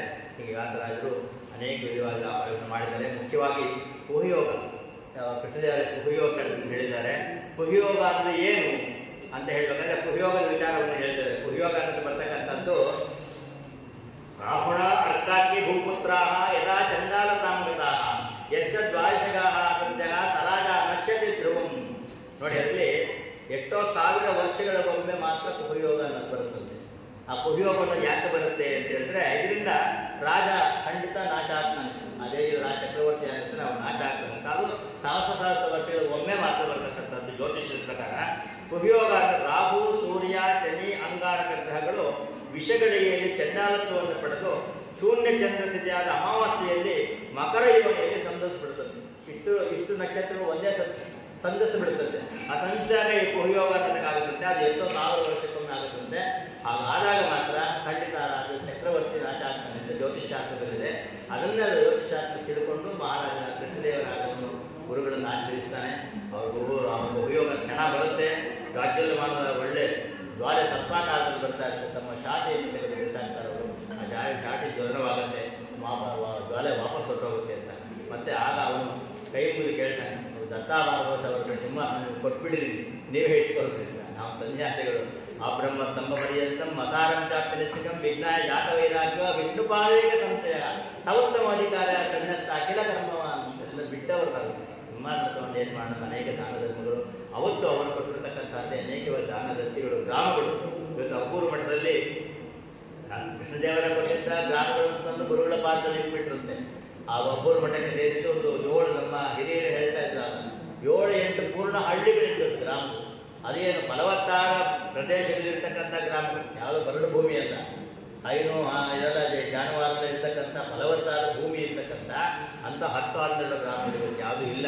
ಎಲ್ಲ ಮಾರಿ ಕೇರಿ ಮಡಿಯನ್ನು ಹಾಗೆ ಅಡುಗಳು ಕಷ್ಟ ಬ್ರಹ್ಮಣ್ಯದ ಜ್ಞಾನ ಮಂಟಪ ಅಂತ ಜಾಗೃತಿ ಹೆಸರು. ಅದು ಮಾತ್ರ ಕಣ್ಣಾಂತಿದ್ದೆಲ್ಲ ಉಳ್ಕೊಂಡಿದೆ. ಹೀಗೆ ವ್ಯಾಸರಾಜರ ಸ್ಮರಣೆ ಒಂದು ಮೊದಲೆಲ್ಲ ಕೊನೆಯಲ್ಲ. ವ್ಯಾಸರಾಜ ಚರಿತ್ರೆ ತಗೊಂಡು ಅನೇಕ ಅದ್ಭುತ ಒಂದೊಂದು ಪ್ರಸಂಗ ತಗೊಂಡ್ರು ಸುಮಾರು ವರ್ಷ ಸಮಯ ಹೇಳಬೇಕಾಗುತ್ತೆ ಅಂತ ಸಂದರ್ಭಗಳನ್ನು ಕೊಟ್ಟಿದ್ದಾರೆ. ವ್ಯಾಸರಾಜರಲ್ಲಿ ಕೂಡ ಸೋಮನಾಥ ಕವಿ ಅಂತ ಅವರು ವ್ಯಾಸವಿಜಯ ಬರೆದಿದ್ದಾರೆ ಮತ್ತು ಶ್ರೀನಿವಾಸ ತೀರ್ಥರು ವ್ಯಾಸವಿಜಯನ್ನು ಬರೆದಿದ್ದಾರೆ. ರಾಘವೇಂದ್ರ ವಿಜಯದಲ್ಲಿ ವಿಶೇಷವಾಗಿ ವ್ಯಾಸರಾಜರ ಚರಿತ್ರೆಯನ್ನು ತಗೊಂಡು ವಿಶೇಷವಾಗಿ 3 ಸಮ್ಮೇಳನ ಮಾಡಿ ಏನೋ 2 ಅಕ್ಷರ ನಮ್ಮ ಗುರುಗಳು ಏನು ಹೇಳ್ಬಿಟ್ಟಿದ್ದಾರೆ. ಯಥಾಮತಿ ಯಥಾಕಿಂಚಿತ 2 ಅಕ್ಷರ ನಿವೇದನೆ ಮಾಡಿದ್ದೀನಿ. ದೋಷಗಳಿದ್ದಲ್ಲ, ಇಂದ್ರಿಯ ದೋಷ ಏನಾದರೂ ಗುಣವಿದ್ದಲ್ಲಿ ಅದು ಪರಮಾತ್ಮನ ಸೇರಬೇಕಂತ ಹೇಳ್ತಾ ಸರ್ವೇಂದ್ರಿಯ ಪ್ರೇರಿಗೇಣ ಶ್ರೀ ಪ್ರಾಣಪದೇತಃ ಇದವೋಚ ಮಹತ್ಯೆಯನ್ನು ಪ್ರೀತಾಂ ಕಮಲಾಲಯ ಅಂತ ಹೇಳ್ತಾ 2 ವಾಪಸ್ಸುಗಳನ್ನು ಗುರುವಂತ ಭಾರತೀಯ ಮುಖ್ಯ ಪ್ರಾಣಾಂತರ್ಗತ ಗೋರಾಮಚಂದ್ರ ಭಿನ್ನ ಗೋಪಾಲಕೃಷ್ಣ ದೇವರ ಪಾದಾರ ಸಮರ್ಪಣೆ ಮಾಡ್ತಾರೆ. ಏನು ಶ್ರೀ ಕೃಷ್ಣ ಮತ್ತು ಪಂಡಿತರಲ್ಲ, ಆದರೂ ಈ ಒಂದು ಜ್ಞಾನಗಂಗೆಯನ್ನು ನೀಯಕ್ಕೆ ಅವಕಾಶ ಮಾಡಿಕೊಟ್ಟಂತ ಯಾರು ವಿಶೇಷವಾಗಿ ನಮ್ಮ ನರಹರಿಯವರು ಇಂಥವರಿಗೆ ನಾನು ನಮಸ್ಕಾರಪೂರ್ವಕವಾಗಿ ಕೃತಜ್ಞತೆ ತಿಳಿಸ್ತಾ ಮಾತು ಮುಗಿಸ್ತಾ ಇದ್ದೀನಿ. ಹರಿಯ ಜೋತಿ ನಮಸ್ಕಾರ ಮಾಡಿ. ಹರಿಯ ಶ್ರೀ ಕೃಷ್ಣ ಶ್ರೀ ಗುರುದೇವ ಮಹಾರಿ ಆಚಾರ್ಯರು ಈ 10 ದಿವಸ ಹಿಂದೆ ತಾನು ಸುಧಾಮಂಗಲ ಮಾಡ್ಕೊಂಡಿದ್ದಾರೆ. ಸುಧಾಮಂಗಲ ಆದ ತಕ್ಷಣ ನಾನು ಅವತ್ತೇ ಕೇಳಿದೆ, ನಮ್ಮ ಮಠದಲ್ಲಿ ವ್ಯಾಸರಾಜ ಬರಬೇಕು ಅಂತೇಳಿ. ಖಂಡಿತ ಬರ್ತೀವಿ ಅಂತ ಒಪ್ಕೊಂಡ್ರು. ಅದು ನಿಜವಾಗ ಅವರ ಒಂದು ವಿದ್ಯೆ ಎಷ್ಟಿದೆ ಅಂತಂದರೆ ಸಂಸ್ಕೃತ ಅವರು ಸಂಸ್ಕೃತದಲ್ಲಿ 2 hours ಕಂಟಿನ್ಯೂಸ್ ಮಾತಾಡ್ತಾ ಇರ್ಬೇಕು, ಅಷ್ಟು ಶಕ್ತಿ ಇದೆ. ಅನುವಾದ ನೋಡಿದ್ವಿ, ನೇರ ನೋಡಿದ್ದೀವಿ. ವ್ಯಾಸ ಸಾಹಿತ್ಯ, ದಾಸ ಸಾಹಿತ್ಯ ಪ್ರತಿಯೊಂದು ಕೂಡ ನಿರಂತರವಾಗಿ ಹೇಳ್ತಾರೆ. ಮತ್ತು ಊಟಕ್ಕೆ ಕೂತ ಪಕ್ಕದಲ್ಲಿ ಕೂತ ಸಂಕೋಚ ಊಟ ಮಾಡೋದು ಅಂತೇಳಿ. ಯಾಕೆಂದರೆ ಕಂಟ್ರೀಸ್ ಹಾಡ್ತಾನೆ ಇರ್ತಾರೆ, ಪಕ್ಕದಲ್ಲಿ ಊಟ ಮಾಡೋದು ಭಾಳ ಕಷ್ಟ. ಅಷ್ಟು ಕಂಟ್ರೀಸ್ ಹಾಡ್ತಿರ್ತಾರೆ. ದೇವರನ್ನು ನಾನು ಕೇಳಬೇಕು ಅಂತ ಅಪೇಕ್ಷೆ ಇತ್ತು. ಬಟ್ ವ್ಯಾಸಯೋಗ ಚರಿತ್ರೆ ತಗೊಂಡು ವ್ಯಾಸರಾಜ ಚರಿತ್ರೆ ಸಂಪೂರ್ಣವಾಗಿ ಹೇಳಿದ್ದಾರೆ. ಆದರೆ ಅದ್ರ ಮತ್ತೆ ದೇವರ ಊಟಕ್ಕೆ ಕೂತಾಗ ಅದನ್ನು ಕೇಳ್ಕೊತೀವಿ. ಈಗ ಆಚಾರ್ಯ ಉಪನ್ಯಾಸ ನಂತರ ಮತ್ತೆ ಅದಕ್ಕೆ ಮುಂಚೆ ನಮ್ಮ ರಾಘವೇಂದ್ರಾಚಾರ್ಯ ಅವರು ಕೂಡ ಸುಧಾ ಪಂಡಿತರು ವಿದ್ಯಾಪೀಠದಲ್ಲಿ ಒಳ್ಳೆ ಪಂಡಿತರಾಗಿದ್ದಾರೆ, ಪ್ರಾಧ್ಯಾಪಕರಾಗಿದ್ದಾರೆ. ಅವರು ಕೂಡ ಧನ್ಯವಾದವನ್ನು ಅರ್ಪಿಸ್ತೇವೆ. ಮತ್ತು ನಂತರ ನಮ್ಮ ಮಠದ ಅಧ್ಯಕ್ಷರು 5 ನಿಮಿಷ ಕಾಲ ಮಾತ್ರ ಅವರು 2 ಸಲ ಸುಧಾಮಂಗಲ ಮಾಡಿದ್ದಾರೆ ಇತ್ತೀಚೆಗೆ. ಅವರನ್ನು ಕೂಡ 5 ನಿಮಿಷ ಹೇಳಬೇಕು ಅಂತ ಕೇಳ್ಬೋದು. ಇಲ್ಲಿ ಕೊಡಿ, ಅಲ್ಲೇ ಕೊಡಿ ಆಚಾರ್ಯ, ಅಲ್ಲೇ ಕೊಡಿ, ಮಂಗಳಾರತಿ ಮಾಡಿದ್ರೆ